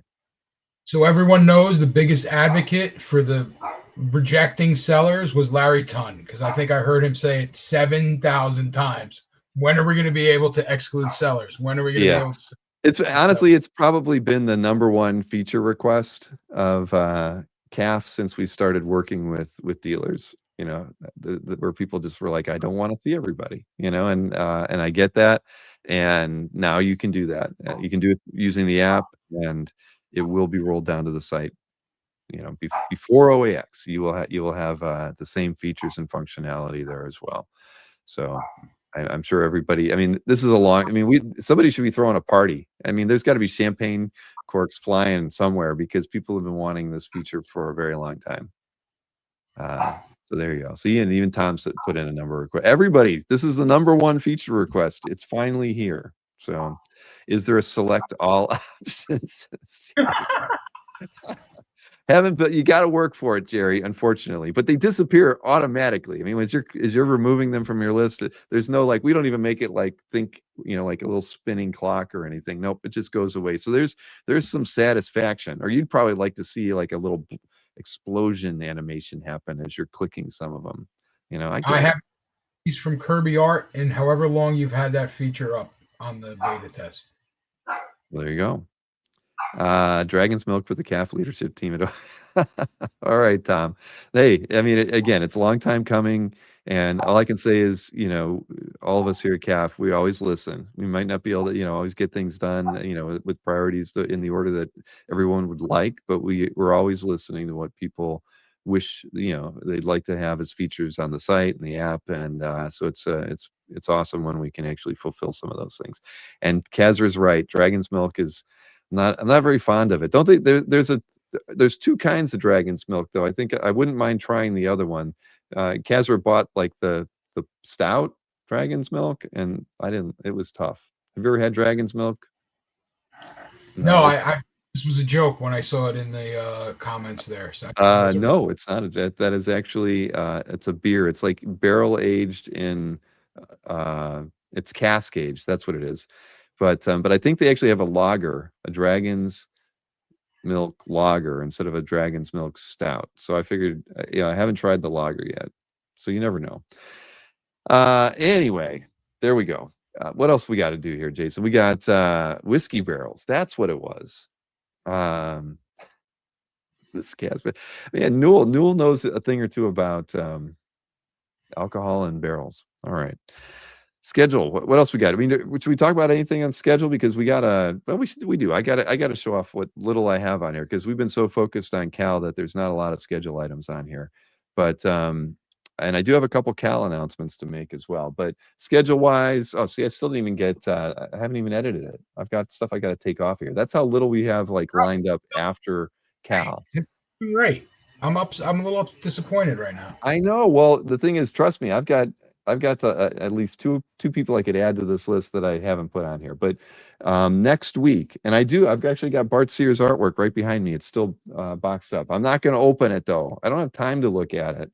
But Bart Sears will have an art drop with us next Wednesday at 9 p.m. So that'll be fun. He'll be on with me again, and it's an Indies and Oddities set. So I don't know, does Valiant fall under that category? I think it does. So you Valiant fans, Carl Choi, where are you? Jason, Southern Comic Geek, we know you're out there, so you should probably tune in. I don't know if there's any Valiant art in there, but there probably is. Then the Hembeck sale, of course, is on the 13th. So, Jason, you want to tune in for that. I promise you, when I get the art, I will do an unboxing and show it all off. Okay? Since I didn't show you anything tonight, I owe you that. And then what else is on there? I got Ron Sonnenthal will be doing an interview with me, Spinner Rack Rick, and yeah, and I've got some populating here to do, but lots of stuff in the pipeline for the channel. Just yeah, it we're all busy around here, Jason. All good You're going stuff. to do another show, GalaxyCon? I don't honestly. I have so many things going on right now, and I'm going to be going up to Ohio to see my mom for Christmas, and my aunt is in Columbus, and I wanted to go. I just don't think I can go. So No. Cassara is definitely going though. Um, so we'll see. I may go. I don't know. It's we got a lot of stuff going on right now. I'd rather stay here home and work. I could talk to my mom anytime and see my aunt at Christmas too. So we'll see. But Kazra will definitely be making the trip to GalaxyCon. Okay, but I did have a couple other announcements here. I mean, I've actually had a few emails with Robbiemore. He's not with Next Comic Art, any longer, but he is setting up at Cal this weekend, and he wanted me to let everybody know that he has a limited commission opportunities open. So he even made me a slide. So there you go. Robbie will be set up in Hall A. So I mean, everybody in the chat, if you've been a fan of the channel for a while, you've seen Robbie. He's a really nice guy, very talented, great with likenesses, as you can see here, and huge Drew Struzan fan, as you might imagine. He always kind of makes the movie poster kind of approach to the work that he does. But he will be set up and taking commissions, and he'll have some pre-done pieces in Hall A as well. So definitely be on the lookout for that. And Robbie reached out to me a little bit too late about wanting to get on mystery sketches, so he'll probably be have an opportunity to do mystery sketches in May. Also, two other announcements that I have, but I don't have slides for those. Let me see. I just see what I do. What I do with text, Jason. When I get an email over here, I Teams it over. I Teams it to myself so I can read it. So that's what I do. That's how I don't even use Dropbox. I use Teams, and it was Skype before that. So what are my two announcements that I can give you? Let's see. This is Dr. Balls. Everybody remembers Dr. Balls. He emailed and said, "Hey Bill, I'll be posting all the premium pieces in my personal art collection. My wife and I retired from the restaurant business, so my hobbies are shrinking. The artwork will be 90s indie bad girl stuff. I mean, only Dr. Balls. He has a plethora of 90s indie bad girl stuff that he's specially selected for this Cal. He's got some J. Scott Campbell, Jim Lee, Rob Liefeld, Joe Benitez, Joe Linsner, Mike Diodato, titles like Angela, Glory, Dark Child, Darkness, loads more. He'll have filled up all 48 slots for the weekend. So Dr. Balls, get him on your list, and then Mr. Shannon Weathers. What did he say? He said that he's got some, and what is it? He's got some crypto art by Tom Riley, Francis Manipul, and George Papp. Swamp Thing by Bissett and Toddleben. He's got some Animal Man by Brian Bolland. Okay. Justice League of America by Dick Dillon, and Scalped by Jock. He's going to have some Fables art, Captain Carrot, and I don't know what else. And New Jersey Devil just lost his camera. Mark Brooks Jam with Amanda Connor and Adam Hughes and Mike Kaluta. Phil Noto, Humberto Ramos, and more. So there you go. Now I was going to give Jason the opportunity to give us his scoop on what he was bringing. There he is. He's back. Jason. I'm back. Sorry. The dog just walked up to me with a lighter in his mouth, so I had to address that. Oh, no. That's that is yeah. Jimmy Stack says balls and shrinking in the same sentence. Yep. That is so very true. And there you go. Kazra got it. The return of the shrinking Dr. Balls. And we just had him on the show like a year ago for an interview. But hey, you know what happens when you retire? Some things got to go, right? All right. So tell us what you're bringing. This is your opportunity, Jason. Let the world know what you're going to have in your booth.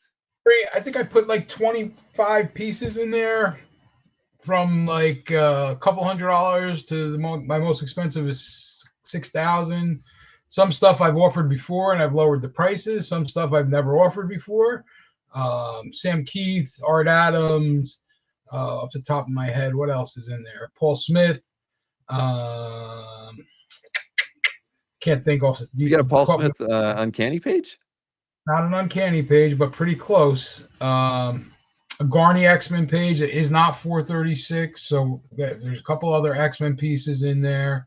I'm actually, let's put it this way. There's some pieces in there I wouldn't really want to sell, but I picked something up from Jason Tractor this week, and I had to come up with some cash. Sell So something. there's some opportunity there for things I would probably prefer not to sell if I did not have to pick this other thing up from Jason. So take a look at my booth, and I'm always open to listen, trade, negotiation, whatever. I don't wheel and deal as much as Anthony, but I am open to offers. Awesome. All right. And what did I highlighted something in here? Kyle's saying I'm desperate, so squeeze me. That's what my buddy is That's saying. right. That's you're not supposed to say that you're in need of funds because you just spent a lot of money, man. Yeah, now we all know. Maybe I could get that Paul Smith X-Men out of your collection. What do you got there? Let's full screen. What do you? Oh, That's what I picked up. wow, that's nice. Yeah. So yeah, that's pretty awesome. Well, congrats, man. Thank you. I'm very excited about it. I was afraid the price was going to go up after the commission sold out for art in like 5 minutes. Yeah, that was pretty wild, wasn't it? Yeah. Yeah. I'm looking forward to seeing the pieces that come out of that. And here, I got to answer this question by Newell. See, all you young kids, you don't. What is it? You're not like the old timers like myself. I actually pop my mail from the sources. I have like 5 email accounts, and I download it all to my Mac mail. I don't leave it up on the cloud, so I can't like go over to a web browser and open it up and see what the mail is, because I literally download it onto my Mac, and I don't have access to it after that happens. So yeah, maybe I should, not pop the mailbox, but that's what I do. So there you have it. Can't do it. All right. Everybody loves that Arthur Adams piece, man. So do I. Well, that's why we're making things happen around there, Bill. Jason, I have to tell you that what was it? James pinged me. He was like, "Hey, there's an Art Adams Thor on CAF. You should buy it." And I did. Did you? Good. I said you probably didn't. Told me to send it over. Look, it's only $500. I mean, I am on a budget, but $500 I can afford, and I can say it's my, is it my first? It's my first sketch or commission style piece from Art Adams. You probably trade that to Anthony later for like $1,500 if you get bored of it. If I can convince him it's worth that, yeah, maybe you're right. No, that wasn't. I think it's not all pen and ink. It's definitely marker. So it's not like yours. Okay? Is it in your CAF yet? Can we all go look at it? No, I thought I would have gotten it. The guy gave me a tracking email like within an hour of me sending the payment. So I thought I would have it by now, but no, unfortunately I can't. I got nothing to open. Nothing. Right. No packages. I did get no. Yeah, we'll see. Maybe next week I'll have something. James did send it to you, and we didn't know if you bought it. So I'm happy to hear that it wound up with you. Yeah, I don't think I even told James that I bought it. It was a steal. $500. Yeah. Jerry wants to know if I still use a fax machine. I do have a fax machine beside me, but it's my, it's the HP multi device. I've never used it to fax, but it could fax. If I were desperate, I could send a fax. Can we send faxes to Cassara? I'd like to fax him some stuff. I don't think Cassara has the same brand of scanner, printer, copier that I have. Anyway, all right. Well, there you go. We got that out of the way. You ready to talk some heritage auctions and stuff? I mean, and then we can talk about we can look at the EXP stuff and let's run heritage quick, Bill. It's already 10:45 here. All right, I know you've got things to do, and your dog's bringing you lighters and stuff right now. I mean, they probably, the house behind me. Yeah, there's all kinds of stuff going on. We're gonna go quick because I mean, trust me, I got work to do tonight. Spencer uses a fax. He might reply faster if he used a fax, but that's the last time. All right, Spencer, I had to mail him a check. Who had to? I did. Last time I bought something from Spencer that wasn't in person, I had to mail him a check. I'm sorry to hear that. All right, let me get my screen shared here. So yeah, we'll go through these really quick. I have look at it's a piece of Superman art. Who would have thought? Dan Jurgens pencils, Bill Sienkiewicz inks from Superman Day of Doom. I mean, who Sienkiewicz adds, he's always an overpowering inker. For some like Dennis Cowan, it doesn't matter because it fits Dennis's stuff really well.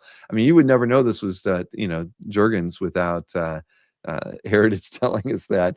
But I think it looks great because I think Jurgens is, his compositions are always spot on, and so it's kind of cool having Sienkiewicz ink Jurgens. So there you go, Superman. You got nothing? What do you got to say about that? It's cool. I wonder if Jurgens really just kind of loosely laid it out, because that looks a lot of Sienkiewicz more than anything else. It does. Well, Dan is going to be at the show, so if somebody buys that, you can bring it to him and ask him that question. Then, one thing I wanted to point out, Heritage is, I mean, I keep talking about the changes they're doing, right? Well, there's a whole bunch of illustration art in this lot, or in this Wednesday auction. They've renamed the Wednesday auction. So this is a Ken Kelly sci-fi painting. I think there's like 3 or 4, but look at the title of it now. The Wednesday auctions is now called the Wednesday Comic Art and Illustration Select Auction. So they're leaning more and more into illustration art, and we knew they were adding, a few pieces in, but beginning this week, it looks like they're adding a whole lot more. And I did not learn that at the Collector Summit, by the way. This was news to me when I was looking at things to pick. So there you have that one. Ken Kelly. Oh, everybody loves Ken Kelly. Then this is for you, Jim Starlin, Thanos fans. I'm sure, Fish probably has already seen this one. Just kind of a nice, like a splash page, a lot like Cyclops in there. I didn't even know even that Cyclops was there. Look, who else we got? Thor. All my favorites are in here. Wolverine, Tigra. I mean, come on. What's not to Yeah, like about it? I sent that one to Fish. It's a little modern for him, but I did send them a link on it earlier yesterday, I think. Well, there you have it. See, then when we're looking at the same stuff. Then I picked this Alex Toth title page from the Witching Hour. I mean, it's Toth. Most of us don't have any Toth in our collections, and this isn't a bad one. One day Toth will be in my collection, so this would be a good one for somebody to add. Then I thought this Sal Buscema page was kind of fun. This is from Defenders 12. You got Valkyrie, of course, looking all pointy in the second panel there, but you got Doc Strange. They're battling a bunch of possessed men in tuxedos, but it's a good It's a great. page. Yeah, it's early too. Those early Defenders pages are in demand. Definitely. I mean, I don't even, what is it at? 135. Yeah, that one will do well.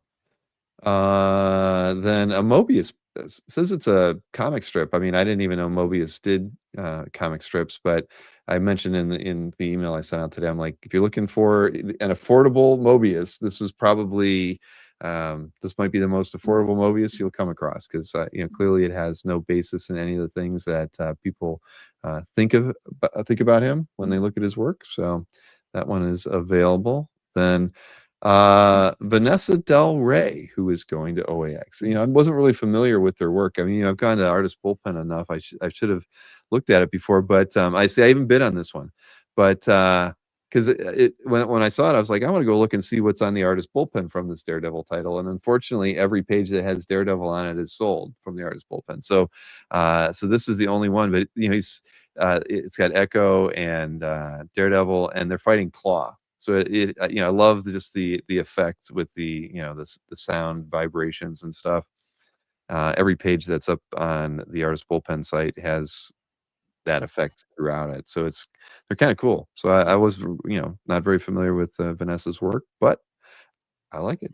So that's why I'm gonna put another bit on this page, because I liked it so much, and I didn't let all the pages that were left on Artist Bullpen site aren't as good as this one. They're good, but they're not as good as this one. And I have a weird feeling like maybe this is misrepresented too, because the pages on the Artist Bullpen all say they're pencils and inks, and the description on this one said that it's on blue lines, which is kind of weird. Same book, who would do some blue lines and then inks and then the other part not? It doesn't make sense. And you would think the Artist Bullpen would know what they have, because theirs says pencils and inks on all the pages from this Daredevil annual. I think they're fibbing. So, who do you think's fibbing? You The think the rep. artist bullpen? The scans on the site, though, on theirs you can see the pencils. Really? Yeah, I mean, I even double checked the way it was signed and everything. So either way, I like this page. I'm gonna, if it's all her, even if it's done, if she did the digital. We have to evolve, Bill. The hobby's evolving. I agree with Exactly. you. I can evolve with it. I mean, I just can't get my email on 2 different devices, but I can evolve in other ways. So here you go. Tuska is somebody I always say I'm not a huge fan of, but this is actually a pretty good page. This is from Iron Man 53, and it's got Coletta inks on it. And so it'd make you think that it wouldn't be. But you get Iron Man in every panel. I have a feeling even Cassara would say this is a good Tuska page, right? I mean, No, but yeah, look that's at a that. nice one. It really is. I mean, 'cause a lot of these are kind of plain, but this is, I don't know if it's Jack Abel's ink, or no, I mean, I'm sorry, yeah, Jack Abel. Vince Coletta's inks on this one or not, but they make it better, but it's actually a very nice page. It's a sweet page. See, if Tom says it's a sweet page, then you know it is. Now, this one I picked for you, Steve Epting. Back, Why you got to put this one up here? oh, you didn't want me to show this one? Enough people see it anyway. I Oh, like this. come on. I like Factor this. X. I mean, this is from '95, so it's a sweet spot for a lot of you '90s It's X-Men fans. Apocalypse. Right. I mean, look at that. Isn't that the Magneto image is sharp, and it's Epting, or early Epting. I think it's awesome. And Al Milgrom inks, he did a good job on these as well. So you get 2 Yeah, pages. It's only up to 210, 265, or 262 with the juice. it's not And going to stay. then sorry. Hey, I'm disappointed you didn't get the lockjaw page. You let Tom outbid you. Did you even bid on that one? No, it was in my watch. I told Bill, we're you saw what I bought this week. I got to be. All right, you're in the I get it. You're in the doghouse because of all your other buys. Okay. I had to start a list of things that I've already committed to at OAX, so I remember what I have to pick up, pay for, so on and so forth. That's still 3 months away. All right, all right. All right, so this last piece, it's not like it's a fantastic piece or anything, but anybody who tries to get anything Spider-Woman related knows that, there's one collector who usually outbids everybody. This is a Leia Loa penciled Al Milgrom inked page, and it's really not that bad at all. I mean, it's got Spider-Woman throughout it, and again, Leia Loa, I love his work. So, this one, it won't go for a lot, but one guy will be bidding against you. You know that. I got one page that was penciled by Leia Loa, and I'm very happy, and because I know that any other time I'd overpay. So here's your opportunity to get one of those. Now, I did forget. I took some pictures when I was at Collector Summit. Is it okay if I share those before we get on with things? Okay, because we did get permission. Kazra and I got permission to show off some photographs while we Make a were. slideshow with some music and stuff, Bill. What's going on around here? What's going on around here? It's called Cal 12. It's called. Hey, and guess what, man? My whole family is here right now. Put it with my iPhone, press slideshow, and it'll make it in 2 seconds. What are we talking about? I don't use AI like you do. Okay. All right, but you're ready, right? This is I think all these are. I took a couple pictures outside of Jim Halpern's, but so everybody knows we went to Collector Summit this weekend. We got in on Monday. We got to have a very nice dinner with a lot of the people who were attending, and then on Saturday we got a nice lunch with a group of people who all had an invite to go to Jim Halpern's house. So after lunch, we went over to Jim's place and got the tour, and it was amazing. Jim said as long as you don't give out his address, he can show any pictures you want. So very, very gracious of him to allow for that. Before you get to the picture, let's get to the picture. So first one, can you already tell? Can you tell what that first picture is of just by looking at the thumb? Okay, here we'll go ahead and take a look at it. That the cover to 107. Hanging on the wall. And you want to know where it is? Perfect. It's excellent. It is in his bathroom. you know, I told Cassara I've got a Powerpuff Girl cover hanging in the same spot in my bathroom. But we have a X-Men, the covered X-Men 107, and I mean, come on, man, this would be a grail for any X-Men collector to see it in that. You know, just to see it was unbelievable. Because hanging also in the same bathroom was first appearance of Luke Cage. I think there was an Alex Ross. I didn't take pictures of them all, but here we'll just start scrolling through some of these. So this was off the bathroom. Hazard. Um, there's Cassara. He's hanging out. There's crazy stuff on the wall. There's I think I've got some close-ups of it. There's an X-Men 94 page over here. He's got those Liefeld first Deadpools over on this side. Plenty of covers. Some you know, I did learn that Jim is a huge fan of Crumb, because there's a lot of Robert Crumb artwork throughout the house. Up in the final area, there's just a ton. But so here you go. Here's the X 94 page, right? And Wow. look at that. Look at the, you know, the team shot right there, man. Look at that. That's unbelievable. But then we had to send this one to Julio, right? I mean, come on, you get the Inhumans like that, and a good Black Bolt as well. There you go. This one I did for Berkey, Ramita Senior. I didn't send it to him though. Then we got a New Mutants cover, issue 47. Wow. Yeah, nice. Was that Adams? I think Adams Joker cover, and then Secret Origins cover. These are just kind of all throughout the house. This was in a bedroom. This was upstairs. You know, just in kind of one of, I don't know. I guess it's like an entryway to this main room. You got the Dark Knight cover hanging there. You got a certain Swamp Thing cover that everybody remembers. Then let's see what else we got. I sent this one to Snork. What are you doing? Are you texting? You're texting right now. Yeah, I'm sorry about that. You got to stay focused. So we got a nice Jack Kirby, you know, pinup by you know, of the Thing. We learned last night from Anthony how valuable these are, pinups. So let's see. So here we go. This is a big wall, right? You get the Iron Man Submariner cover next to Silver Surfer #1, next to Steranko X-Men 51. FF, what is that? Is that 86 Invaders? Is that Invaders 1? Yeah. Ghost Rider, What If #1, Avengers cover, giant size Defenders cover, and Humans. Great Burn 113 Magneto splash page, cover to Dracula 33. I mean, you name it. Then the oldest Marvel art right there on the wall. Really nice Human Torch three page piece. I think that was from, was that in Tales of Suspense? I can't recall. Nice Cap cover. A little bit of everything on that wall. Then Captain Marvel, first Submariner, first Star-Lord, nice Starlin Captain Marvel cover. You recognize a lot of these pieces, right? Yes, I Yeah. do. Sam Keith, Wolverine down there, Captain Marvel, that early DD pinup, the Dazzler cover, first Spider-Woman cover, Marvel Fanfare #1 down in the lower corner. You almost miss it, man, if you don't look. You know, I had to get down low to look at a lot of this stuff, man.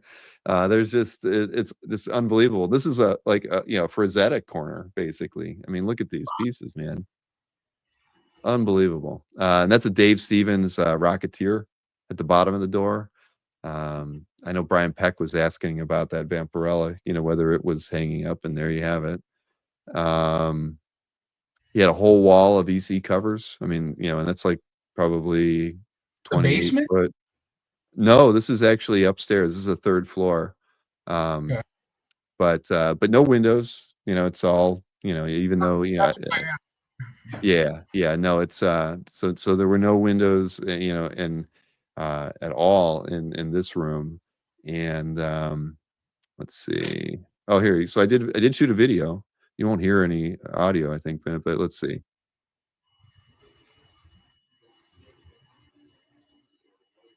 Cassara. There you go. There's our CEO.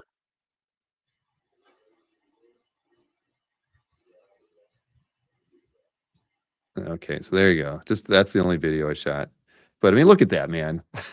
This is like you could have a museum show, and this is like half of the EC cover wall, right? Unbelievable. Wally Woods. I mean, yeah, gosh. But, Jack Davis. I mean, there's just crazy stuff here. See, it's and then he's got Daniel Klaus. I mean, an 8-ball piece. He has the piece that like a Velvet Glove cast in iron. I mean, it's just unbelievable the pieces that were here. I mean, none of the stuff you would have. I didn't expect to see half of it. I had no idea. And then there's the amazing Frazetta, and I did do a close up of the Marvel fanfare. There you go. This Wrightson was behind a door. I mean, most people were just going into the room, and I'm like, I wonder if there's a piece of art, because there's a dark room too. Is there artwork behind there? And there you go. This amazing Wrightson that no one, I'm sure, saw but me. This is which room was that in? I don't even remember now. I think that was in one of the bedroom. Oh yeah, that was in that bedroom. Anyway, so there you go. Back to that. First Jonah Hex. I sent that one to Snork. Different view of that. Some other Frank Millers on the wall there. But first floor, Maxfield Parrish. I've never even seen one in person before, and he had about a dozen, and they were unbelievable. This photograph doesn't do this piece justice. I mean, it was stunning. And there were a couple other ones too. I mean, and they're just unbelievable. Then okay, Heritage Auctions. There's the Collector Summit. Somebody got Jim a cake. They called him, thank you, Uncle Creepy Jim. He was pleased with the cake. Got to see that card art from Julie Bell that she still has. I was drinking. Good job, Bill. There you go. And then I got to see that as well. So I don't know. That's about enough, right? There you go. That was our trip. That was our weekend in Dallas. No Mannix. There was no Mannix on the wall. Still not of the East Coast. Yeah. Northeast, I should say. All right. No, everyone's like, no MODOK. Was there a MODOK? I don't think I saw a MODOK. That's you're actually right, James. Okay, why don't we show that video for Mr. Barucci, and then we can get on with things, because you gotta work tomorrow, don't you? I have a very early meeting tomorrow. Yes, sir. All right. Well, let's get through this stuff here. Where is the video for Nick? What's he bringing to the EXP tomorrow? Where the heck is it? Oh, here it is. Everybody, this Friday, November 14th, the original art experience. Oh man, wait till you see the original art I have. I mean, you can see it over my shoulder, but wait till you see it. So, but before you do that, hit that thumbs up wherever you're watching this promo. Sharing is caring. And wherever you're watching this promo, please subscribe. And if you are subscribed, please ensure you're subscribed. And hit that bell for notifications. Oh yeah, and hit the thumbs up, even though I said it. So this Friday, we're going to have the original art experience. But Bill Cox is also coming on the air. We're going to talk about CAFCON Live this weekend, so that'll be really cool. And we'll highlight a few things. It'll be fun, and it'll be a little bit of a show. And we have some cool art for sale. So a lot of people missed out on some of the John Cassidy art that was in Heritage, and a lot of it went for a lot of money. I mean, a lot of money. So I'm going to bring a few pieces on. We've got the cover to Lone Ranger number 8. Check it out with the broken glass. Oh, God, that's so beautiful. Then we have Uncanny Avengers number 2, page 20. Look at how gorgeous that is. I think he's my favorite. John has become, outside of John Byrne and Mike Zeck, my favorite Red Skull artist. Then we've got this page with Havoc and the Scarlet Witch. Then I'm going to bring 2 Union Jack pages. Union Jack is one of my favorite Marvel characters. So I have more than a few pages, so I'm going to bring 2 with me. They're gorgeous. Then, I mean, talk about art that I've never brought on before. That's really cool. I've got this Bill Morrison art to a German Avengers cover. And yeah, an Avengers cover that was published in Germany. I mean, this is sick. Then I've got Leonard Nimoy's Prime Mortals. Amy, we'll have to put this in some Star Trek fan clubs and places. She's shaking her head, but she's really saying, can you hurry this along? 3 pages from Leonard Nimoy's Prime Mortals from Techno Comics. Then I've got a Beetle Bailey page. Let's see. Should I read this now or later? I'm pretty sure Amy wants me to read it later. Because I'm not that good. Then I was trying to put this book together. I'm kidding. But I have 4 of 5 pages of this Pebbles and Bam Bam story. I wish I had the 5th page. It would make it really cool. But I've got 4 out of 5. I'm going to debate whether to sell them individually or as a set. So, Friday, November 14th, 7 p.m. Eastern, 4 p.m. Pacific. And please tell your friends. Let's make it a great experience. And I will see you then. There you go. And I forgot I was going to. I told Nick I'd give him 20 minutes on Friday. Now I got to follow through it. Yeah. Nick show. What's that? I'm too busy to make the pictures move, but you could go on Nick's show. Yeah. All right. I know I let you down on that one. I could have put it to music or something like I do for Bob Layton and stuff. I screwed that up. All right. Well, you know what? I'm gonna. Should we? No. I'm gonna do the rest really quick. Here, let me go through our calf update stuff because. Sell stuff now too. We're gonna be forever. Oh man, I'm going fast. We're gonna trust me. It's gonna be record-breaking calf picks. Just let me do this because my kids made the slides. I mean, if I don't show them, then they wasted their time, right? Those slides, they couldn't make the slides on the other one. Ashton, where is it? I never asked them to do those. I always do I only let them do this one. I should have them do everything. You're right. I'm sorry. All right, you're holding me up here. Let me do this. Steelers had a good week because Felix sold a lot of stuff. $418,000 last week. Felix sold $100,000 out of that. Actually, 104. Albert sold 93. Berkey sold 80. Panel Page sold 76, and even Anthony sold 42. So let's see. What were the top 6 sales from these guys last week? Well, we could have expected, right? Jim Lee, Scott Williams, Batman Hush 2, issue 159, a DPS, pages 10, 11. This one went for $35,000. And Albert, he doesn't give deals. All that cash went for that piece. Very good. But there's another one, another Jim Lee, Scott Williams. This is for the cover to Batman Catwoman issue 3, $25,000 for that. Then you think, is it Albert again? No, it's actually Glenn from Panel Page. He sold this Namor 34 cover by Jay Lee, and the asking price on this one was $25,000. Then we have Berkey. He has a Steve Ditko Eerie 8, issue 8, page 7. He sold this one for $16,000 from the famous Demon Sword story. I have not read that one. Then Felix sold this. This must be probably a complete issue, I would imagine. Something from Hayden Sherman, Dark Patterns, issue 2, went for $16,000. And then a Deadpool Batman cover by Ryan Stegman is listed as $15,000. Little homage there after McFarlane. There you go. Auction results. You ready for these? I know you're ready for these. Let's talk about them real quick. First 3 from eBay, but auction results were off the charts because it included the illustration auction. But this piece here was sold on eBay by I forget the name of well, I think we all know who the seller is. But Mike Mignola DVD illustration went for $15,000. That is a confirmed sale. All of these are confirmed, by the way. A Coypel, John Dell, House of M page that apparently a lot of people wanted this one because it was that pivotal moment in House of M. This one for $13,844. And then also confirmed sale, lots of bidders on this one. Chris Somney, Batman Last Halloween DPS went for $9,544.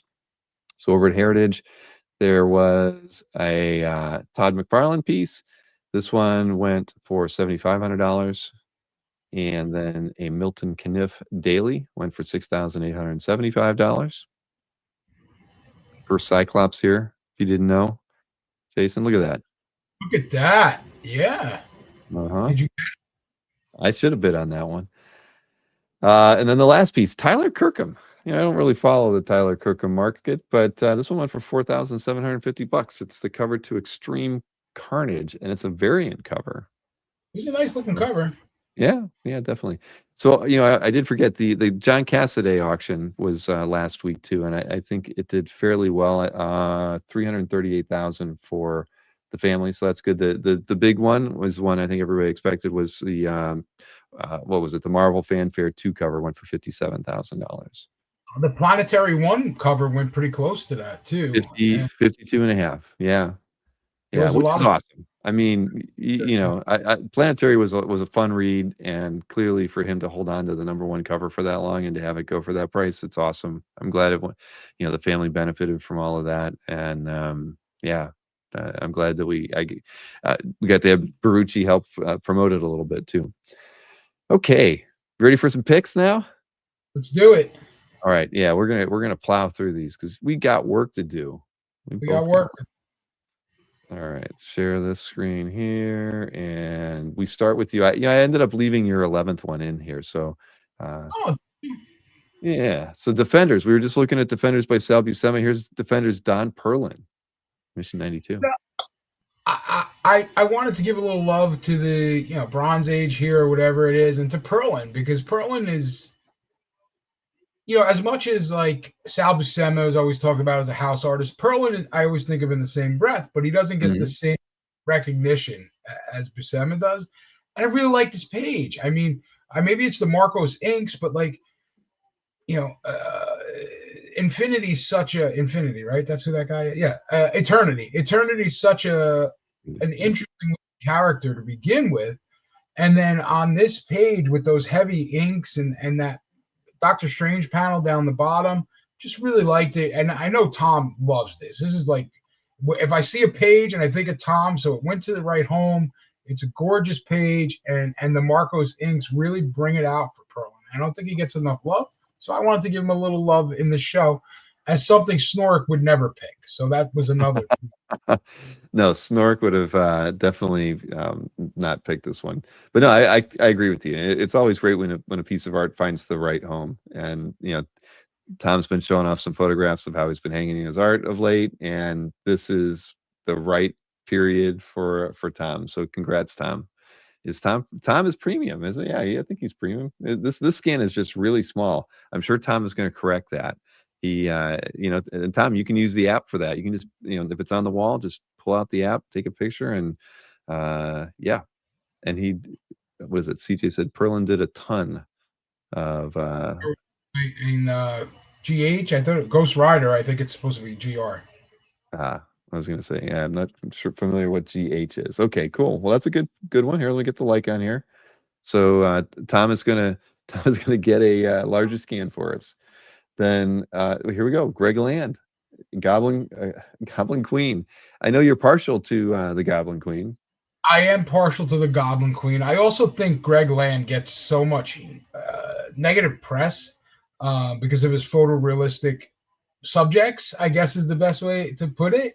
But I think he's so talented. And this one just kind of, I have a lot of beautiful Goblin Queens, so I don't get a lot of Goblin Queen envy. And I got some envy when I looked at this one. And not as much just from the figure herself, but if you really go into the background and the goblin coming out from almost inner, like, I just thought it was a wonderful piece. And I wanted to give Land some flowers here because, again, I think he gets a lot of negative press, and there's a lot of artists that use the models and so on and so forth that don't get that negative press. I'm a fan of Land. I have some pieces, and no, I agree. I do too. I think he had where people were seeing, some of the models that he had drawn, clearly, which he did.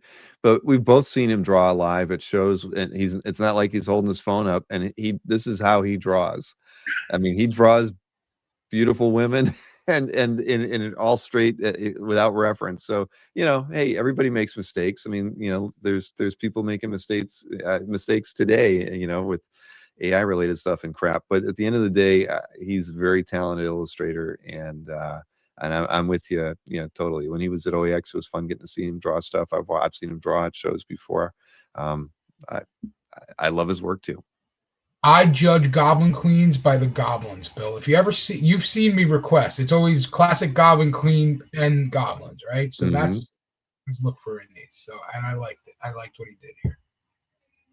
Yep, yep. And I get what you're saying there, Robert. Still a very talented guy.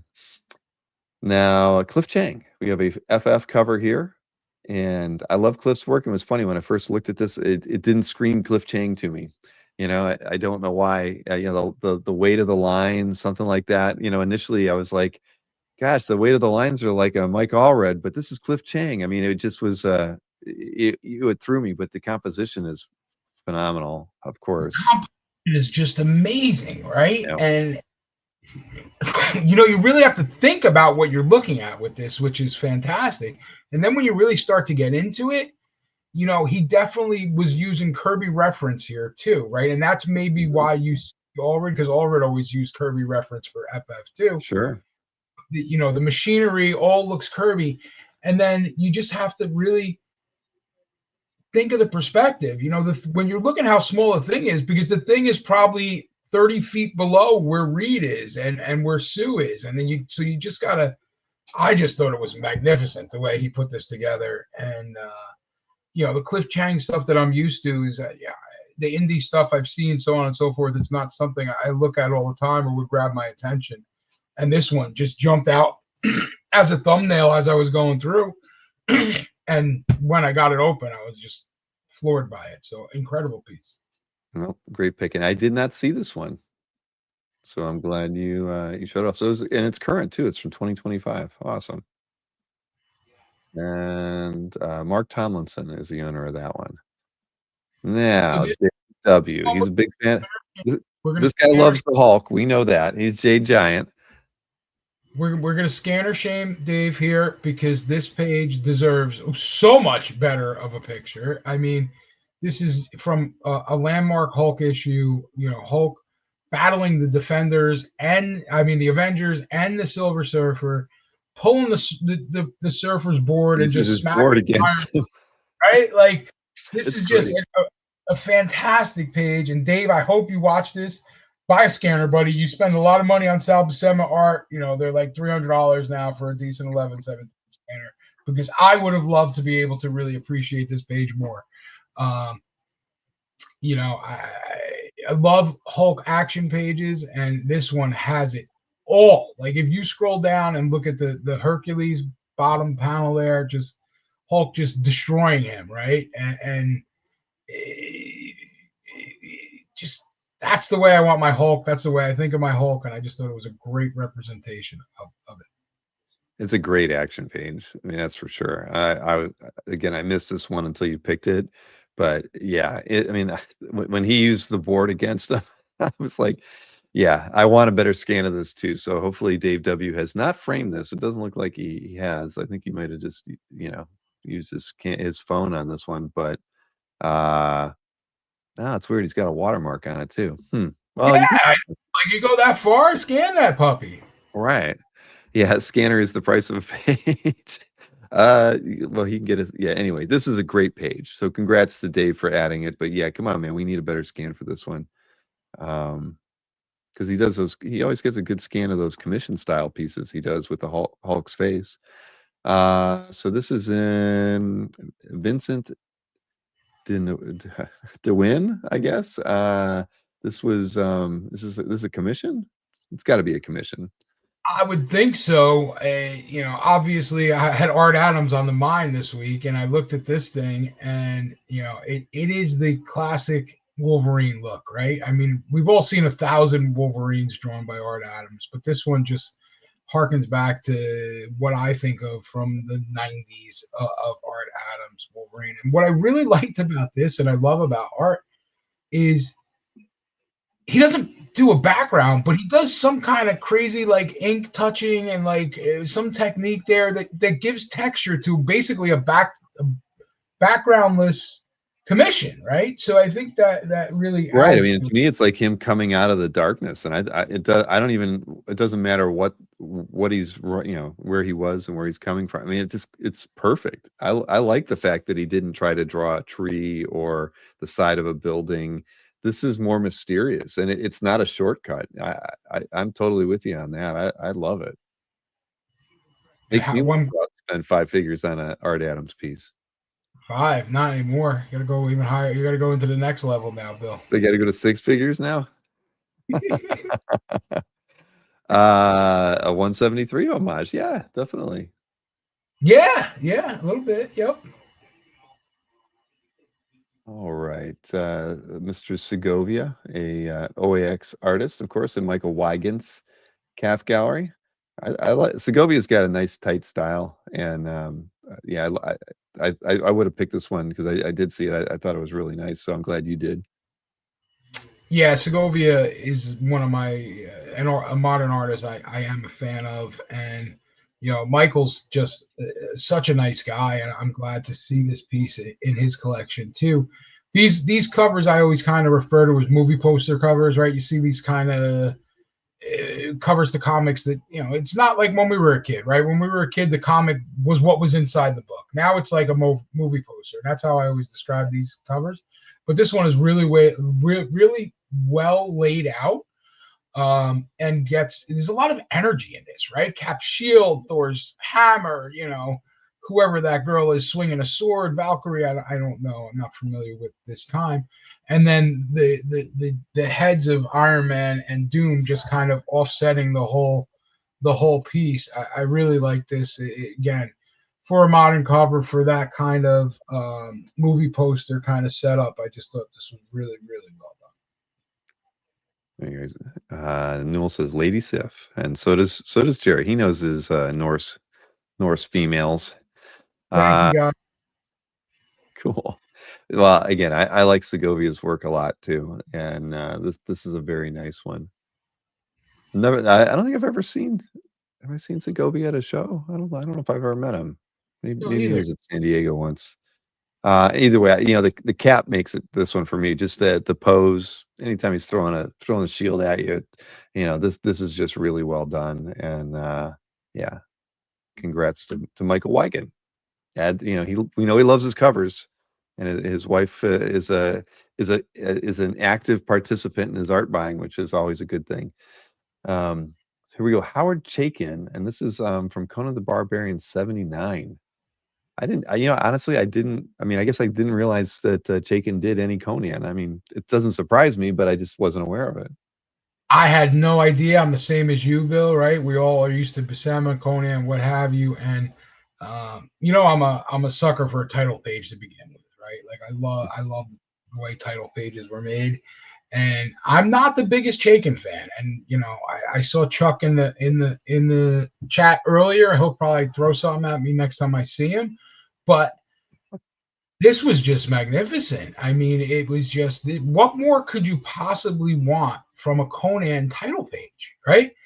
Conan with the girls, Conan fighting a sea dragon, Conan fighting some other things, some flying horses. Like it was just like if you asked me what the perfect example of a Conan title page was, and I made it up in my head, it might be this piece without ever seeing it before. Mm-hmm. And see it as Chaykin, who's an artist that doesn't always get me.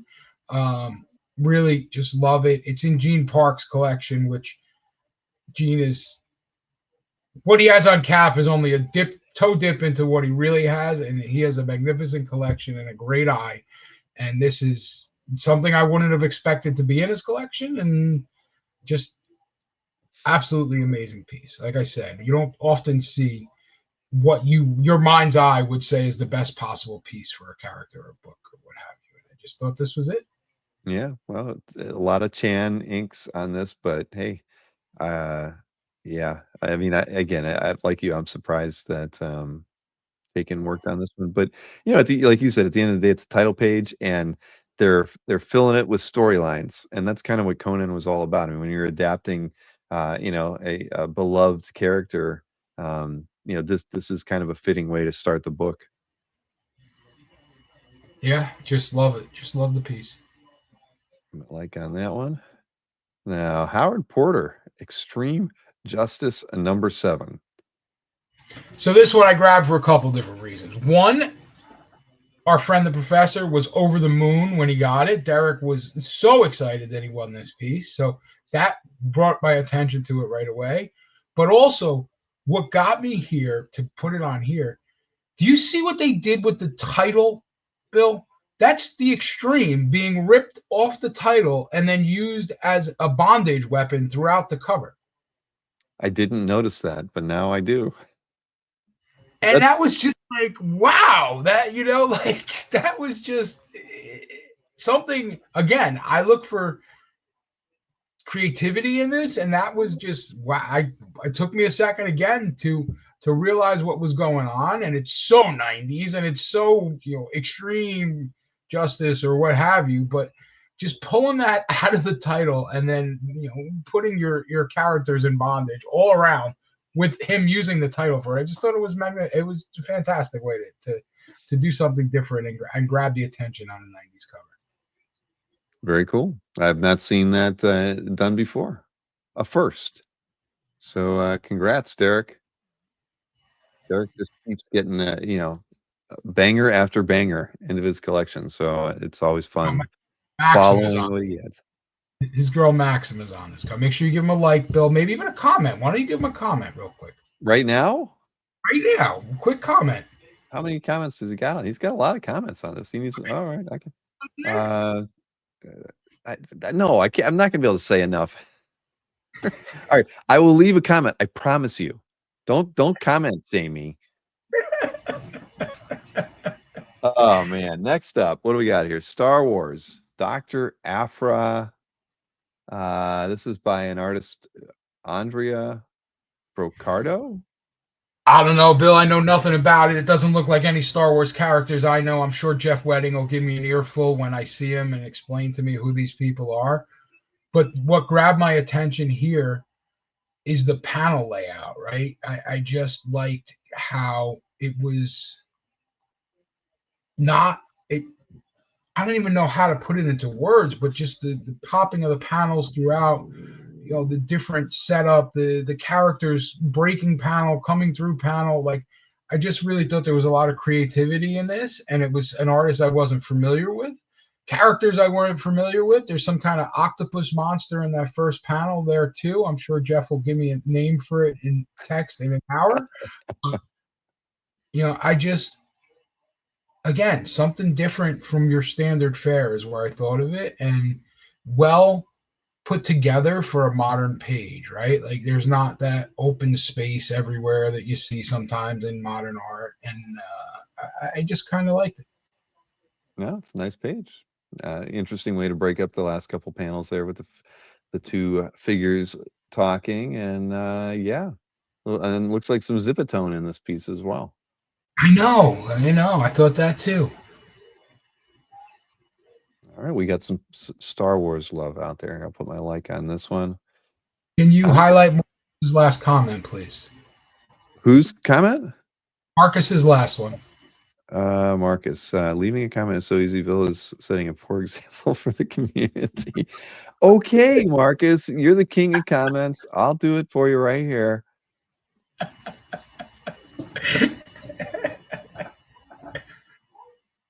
Jason loves this cover more than me. I think it's fantastic. How's that? You go. Perfect. There, I did it. Educating us about the random Star Wars characters no one's ever seen. Yes. All right. Yeah, good shit. Signed, Bill Cox. Yeah, that's right. I'm not giving Marcus my login. Okay, next up, Ron Garney. This is it looks like a commission style piece. Yes, on 11 by 14, done at New York Comic Con. Again, I've always liked Ron Garney's artwork. It's hard to say that when somebody loves him so much, and it when you say it or I say it, it doesn't quite mean the same. But Garney's always had a really good style. I think his figure work is dynamic and always spot on, no matter what characters he's working on.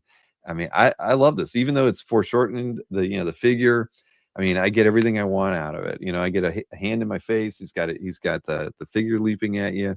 The perspective is awesome. What's not to love? well, Bill, it's funny you say that because if you read the comments on this was a bust sketch for Ron. Yeah, Wow. right. I read that and then looked at this, and I'm a fan of Garney, but you don't see a lot of his commission work, right? You see a lot of his published stuff, Yep. but you don't see too many commissions by him. And I saw this, and I was like, wow, he sold this as a bust commission. Like, this is a fantastic piece of art. You put the right inks on it, it's a cover. And I just, again, you don't see a lot of this commission stuff. And when I read that, I was like, we got to look at this one and talk about it. No, agreed. Now everybody's going to go, buying a bust from him and hoping to get the exact same thing. So he's got a lot to live up to on this one. But yeah, no, it's beautiful. I don't have I ever had anything published by him. I haven't. I've gotten a few convention sketches by him, and they're always freaking great. So, but I didn't have one with this much ink wash background and everything. He must have had a little bit of time to put into this one. But congrats to who got this one? Oh, James Presnell. All right, fantastic. There were a lot of good sketches that came out of New York this year, I thought. You should come one year. You'll see. I'm going to show up at a comic art con. I That's hope what I'm so. going to do. Excited. All right, And, so this is Andre, right? I mean, come on. This is Andre.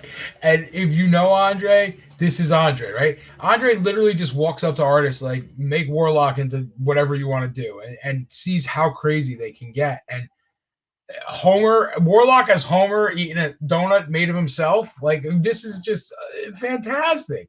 And, it's funny that, Andre's known as the Warlock guy, but if you go look I have one here that I had to pick up for him from New York Comic Con, which is it's a Pokemon character in Warlock turned into a Pokemon character. So I think that having a great theme, but still having diversity, and I don't even know who the artist is on this one. I don't know. I remember off the top. David Lewis. Yeah, I don't know.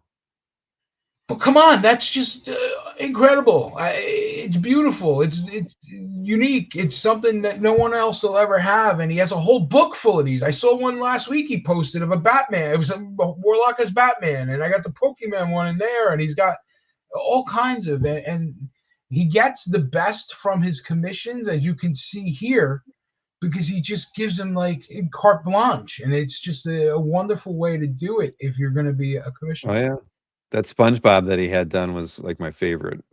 Yeah, he's got that one. He's got them all over. He's got, God only knows how many.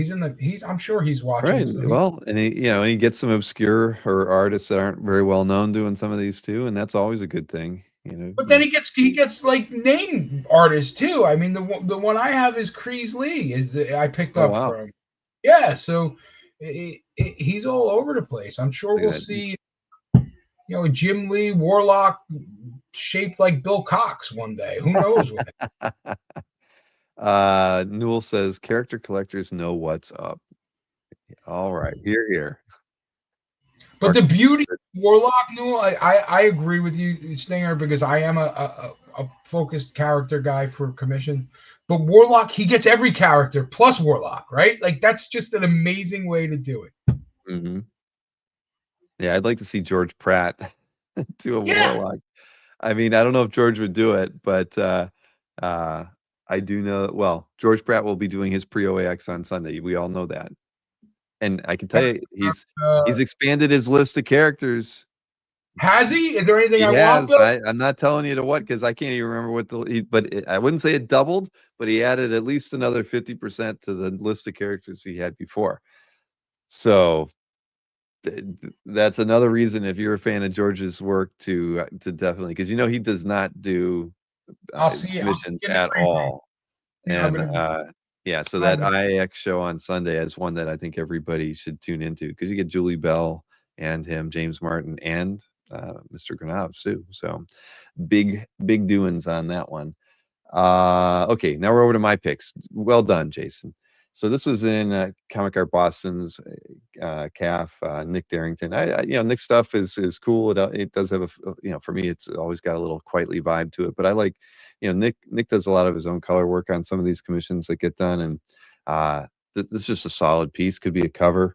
I'm sure when who knows what Cab was expecting when he commissioned this, but at the end of the day, I mean, come on, those pistols look like it could put a hole in a freaking tank. They're so huge, right? But it works. It's fun. It's exaggerated, and it's beautiful.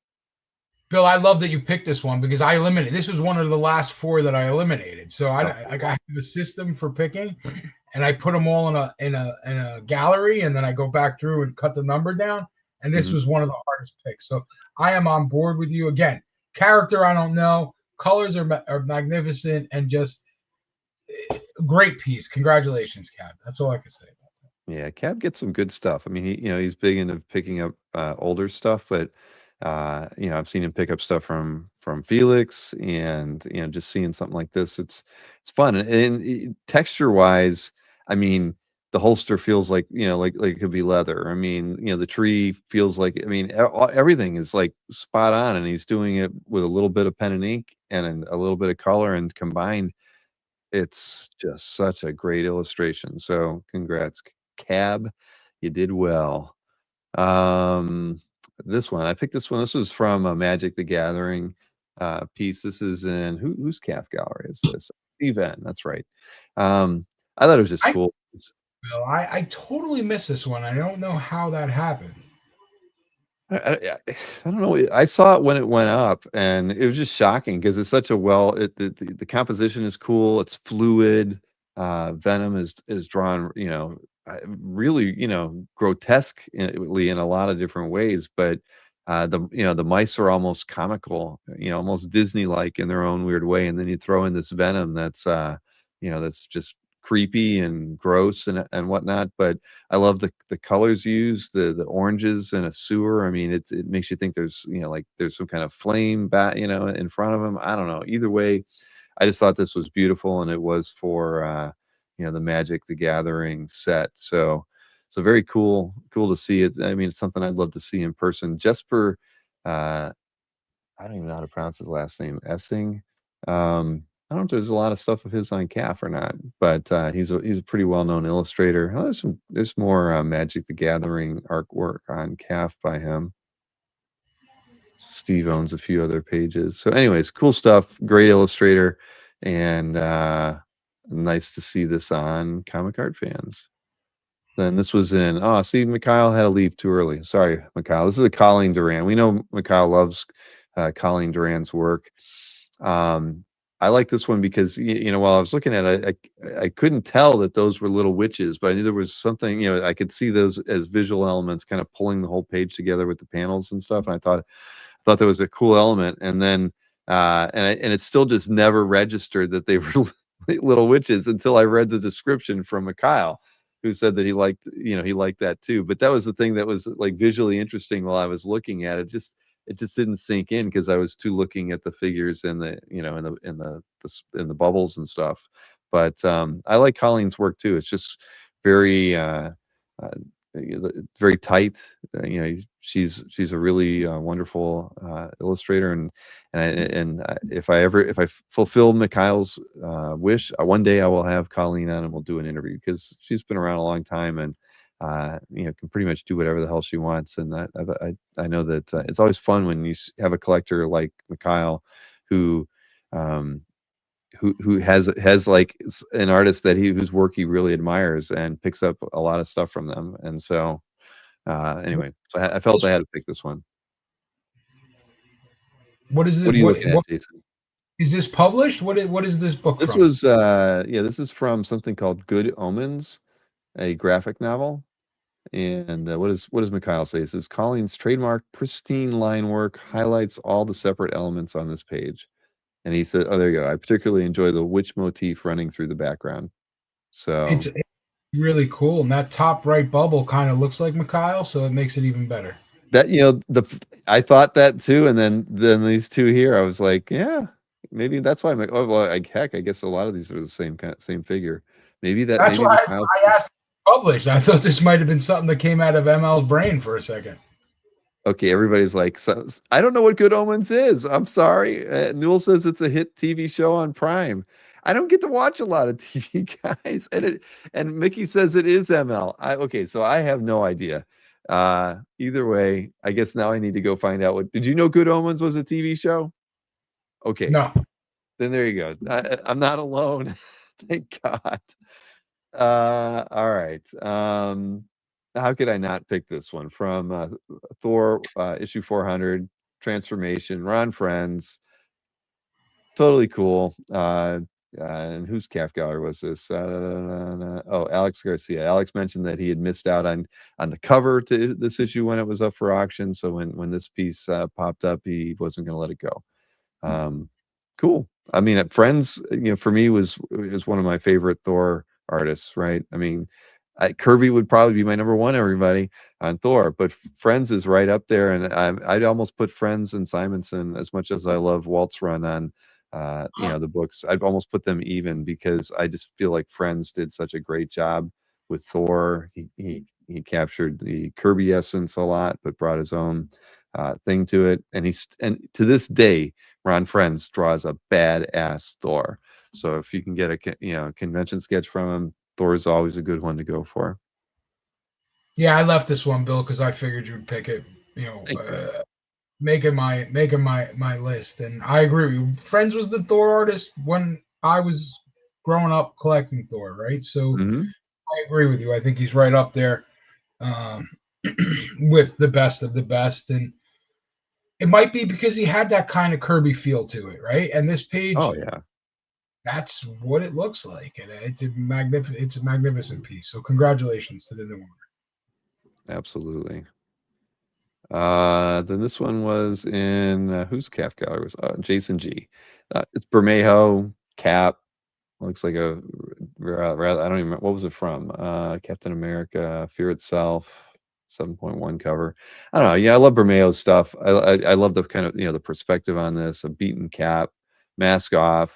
I mean, it's just a powerful image, and and I always like Bermejo's stuff, and there's just a lot of detail in here. And if you've ever seen any of Lee's tonal work like this one, I mean, if you see him in person, you just marvel at it. How he gets all this detail and the layers in there like that, and it just looks so realistic. Textures like Yeah, yeah. Go ahead. Oh, he was coughing. Yeah, it's a beautiful piece. that was. It's not somehow you see Cap usually, and Bill obviously just doesn't like Cap masks, so he had the opportunity to pick a piece of art that did not have a Cap mask involved with it, and he went for it. There you go. Cap doesn't always have to wear his mask. There, yes. Thank you, Jason. Anyway, I thought I like that one though. Then this was a Alex Ross Sandman Mystery Theater Annual. Just so moody and atmospheric, and it's funny because you look at this and it's like you could think of Frank Miller drawing Daredevil, in a similar scene and how he would handle it, and so many other other artists as well. But seeing Alex Ross do something just in ink wash, a tonal piece. I mean, the lighting on this thing is just amazing. The face in the last panel, even the inside here. I mean, my gosh, I mean, it's just a beautiful page, and like like a lot of us who pick artwork, we avoid Alex Ross like the plague, right? Because his stuff is always nice, but this one just kind of stands out because it makes me think of any other scene like this by other artists. I mean, Alex made it his own. The shadows are fantastic, and I mean, and the way he's kind of broken the panels, as he has with the characters between, going across them and between them. It's so well done. I'll talk about photorealistic, right? And then the Hmm. lighting is everything on this, right? Because you don't think of Alex Ross black and white. You think of Alex Ross in color. You think of Alex Ross brighter superheroes, and this is just showing the range that the man has is really incredible here. Yep, agreed. I already put my like on that one. A couple more here. This one, Alan Davis and Mark Farmer. I just thought this was really cool. I wish it was a bigger, scan, of course, but seeing Subby and the Invisible Woman fighting some, what is it, like a Tuma and some crazy sea creature. I I I love Davis's work, and I just thought this was just awesome for a like, There comic somewhere. book page. It's got like everything in it. I'd want. I mean, I think it's great. Looking at it now, I think it's freaking amazing. You Crayfish. know, I love Davis's art, right? I can't. There's not a piece I think I've ever seen that I don't like, and this is extreme for Davis, right? Like because Yeah, you always think Davis very particular about what's going on, and this is just chaotic, and I like that. I like it that. is. The creature's weird. You got lots of characters. It's underwater. I mean, I do. I was there actually. Yeah, they actually put they just put the cover that it was from. Okay. Anyway, Fillmore Bedwick. Need a bigger scan here, but Fillmore is not premium, so I guess this is probably as big as we're gonna get. Then Robert Berman. I don't think we really feature animation art hardly ever, and probably should do a little bit more of it. If more people would post their animation art themselves, maybe we would talk more about it. But this was one of those Batman storylines that I know that is very popular amongst the fans of that show, and so I know that Robert was very happy to add this to his collection, and I was like, you know what, that's enough for me to make a pick for it, because again, we don't talk about animation art too often, and we have there's the panel that we're doing this weekend that Tulio is hosting, that's talking about animation art that recently sold on Heritage, and probably he'll cross over into some of the stuff that he collects as well. So a very appropriate thing to pick. And we even saw at the Collector Summit, there was a guy who had a lot of like Dragon Ball Z and a few other things, but he even had a Sentinel drawing from X-Men '97 as he didn't have the cell, but he had the pencil art from it. So there's cool stuff out there. Do you have any cells in your collection? I have a couple, Bill. I actually have a cell from the Pride of the X-Men, the first Oh, sweet. original comic, and then I have one from the animated series from their Days of Future Past episodes with like Mohawk Storm. I have a couple different cells, and I think they don't get enough love. And I think the problem with them on CAF is, everybody's always got to put the artist down, and you search by artist, and with animation cells, you don't know, right? And Mhm. I think that hurts their availability or people's want to put them on. But I think they look magnetic. They look great in person, and they're pieces of cartoons that we loved. Whether it's more adult cartoons or the ones we watched when we were a kid. And I agree they need some more love. So I'm glad you guys are putting a little spotlight on it, and I hope Tutulio does a good job with it, and it's not just some manga stuff that I don't care about. Well, it's a recap of a signature animation arc, so Oh, there should be a lot there. But yeah, I mean, I have a couple of the X-Men cells too. I don't even know what they're from, because I didn't watch the cartoon originally. Uh, but I've always wanted to get a heavy metal cell, with Tarna on it. I mean, that's my goal. I should have bought one like 10 years ago when I first started thinking about wanting one, because they were a lot more affordable back then. They might have only been like $500 or $600, and now they're like 1,400, $1,500 to get a good one. So, and probably even yep. more. For their 2,700, Bill. All You right. know how. See, then I should have bought one 10 years ago. I'm gonna lament that decision. Yeah. Anyway, so there you go. Thank you for posting this, Robert, and congrats on picking it up. Two more here. I picked this one. Kind of the same one of the same reasons kind of you did. I just love the action on this. It's John Byrne, Terry Austin. It's from West Coast Avengers Annual 4. I just thought, from panel to panel, it's just a great action page. You get Cap and Beast coming through there in the first panel, and Vision and Iron Man in the second one. Iron Man's blasting through some baddies in the third one, and then I love that final panel, even though it's very sparse, right? No backgrounds, just the figures. It's it's the Avengers running into battle, and and I think back, if you think about those like early Kirby Avengers pages, where the teams were on them, and think of a panel, he would draw them like this, just the figures, stark, no background. Um, and so looking at this, I just love it. I really I don't know I would love to, I would own this page. The cap in the first panel coming through like that. I mean, it's just great, top to bottom. And you get Austin Inks on this, which I didn't. When I first saw the page, I figured, oh, it's got to be Al Gordon or somebody like that. And then to see Terry Austin working with Byrne on a later book like this is cool. I was gonna say you can never go wrong with Byrne Austin, right? But one thing, like Nope. I see Mark picking on Byrne in the comments there, and he is what he is from a personal standpoint, but his love of comics has never been in doubt. And what I love about Byrne is when you watch him do different books, you can see the influence. Like you could see he was trying to Kirby up this one, right? And you could see in other books what he was trying to, what look he was going for. There's a great page a buddy of mine picked up. I think it's from a Fantastic Four book or whatever, but it's basically a retelling of Secret Wars, the original Secret Wars. And Byrne feels like Zek in that page, So like you could tell what he was trying to do. And I if you really start to look at Byrne art and think about that, you can always see those influences. And this is a great example of that, And you called it out. Yeah. Yeah. No, the more I look, there's no way that last panel is not like a throwback to an early Kirby, Avengers 3 panel. There's no way. So, so yeah, I like this one a lot. And what do we got here? Oh, Joe Murray. There we go. I got my like on that one. Hit 'em, Avengers.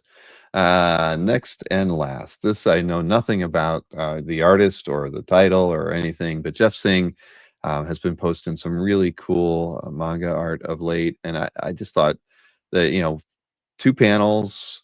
I really love the juxtaposition of this you know TV, whatever it is in the first panel, and that's sitting in sand or snow or whatever, and then this really well illustrated, heavy black, imagery with an apple floating in it. I just, it's just cool and something that I don't know anything about, but I like the art, and and Jeff has an impeccable collection. I mean, and he always is going for things that are historically significant. And I did not read whatever he wrote about it, and didn't look anything up about this artist. Is Toshiki Yui. Um, but if Jeff Singh owns it, it's important in some way to the genre. So Well, Jeff's collection's Buddha. on another level. Is And it? You're it's on probably another. right, Anton.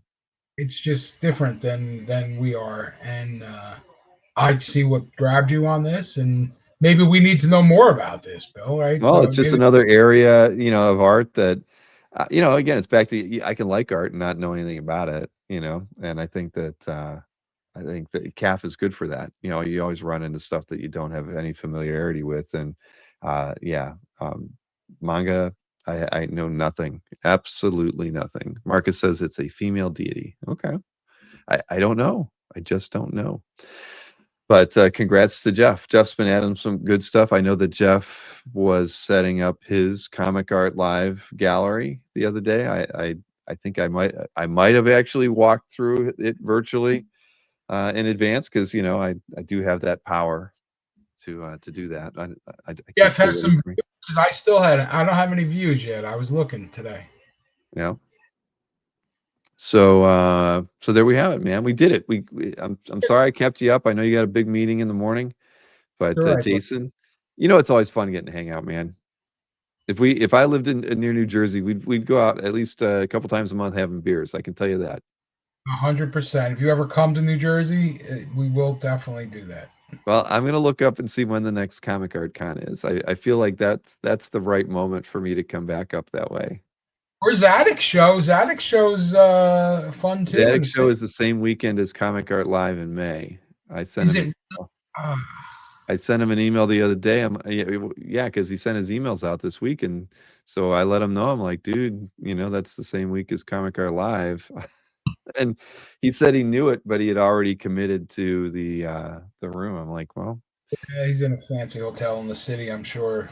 yeah, Can't I mean, once you sign a contract, you're screwed. So it's just it's not like we talk about it. We named the date the week after the show in May, so it wasn't like we don't put the word out there. But yeah, that's unfortunate because I mean, a lot of the buyers are going to be there, there and people setting up. Bill We will. got Migs in the audience, Bill. This is big time now. Migs Hey, never goes up to Mig, these yeah, things. that's right. I've only seen Migs in like once every 6 months. He pops in here. Nice to see you, Migs. But yeah, that was unfortunate. But what are you gonna do? So I'm not coming up for graphics con. Is that what he calls it? Yeah, Static Shock. not for that. But I'll check out and see when Joe's having the next Comic Card Con. It's got to be like March or something like that, right? Somewhere in Yeah, I there. think.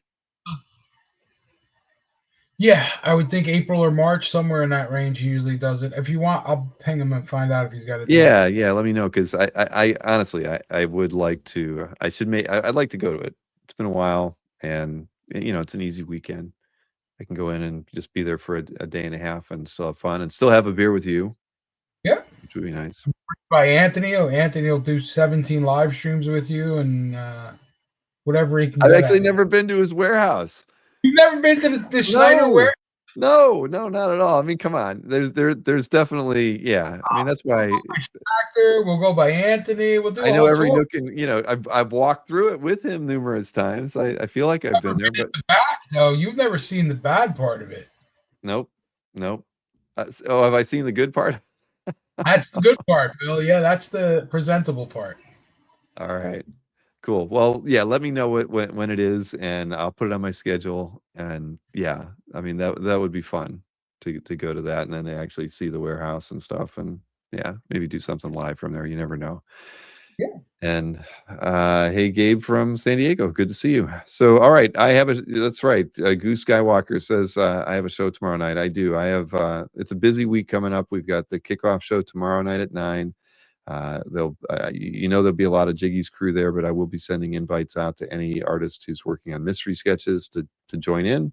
So hopefully we'll have 12 artists hanging out and working on mystery sketches and just having a good time. I figured I was going to invite Tatiana and Jiggy and Marquet just to pop in and say hi, since they do a lot of work for us to get the mystery sketch done. Jason needs a nap. All right, Exactly. you got that right, Oh, Meg. Okay, everybody, we're signing off. We'll see you tomorrow night at 9 o'clock. And thanks for hanging out with us. Thank you, Jason, as always. Good night, everybody.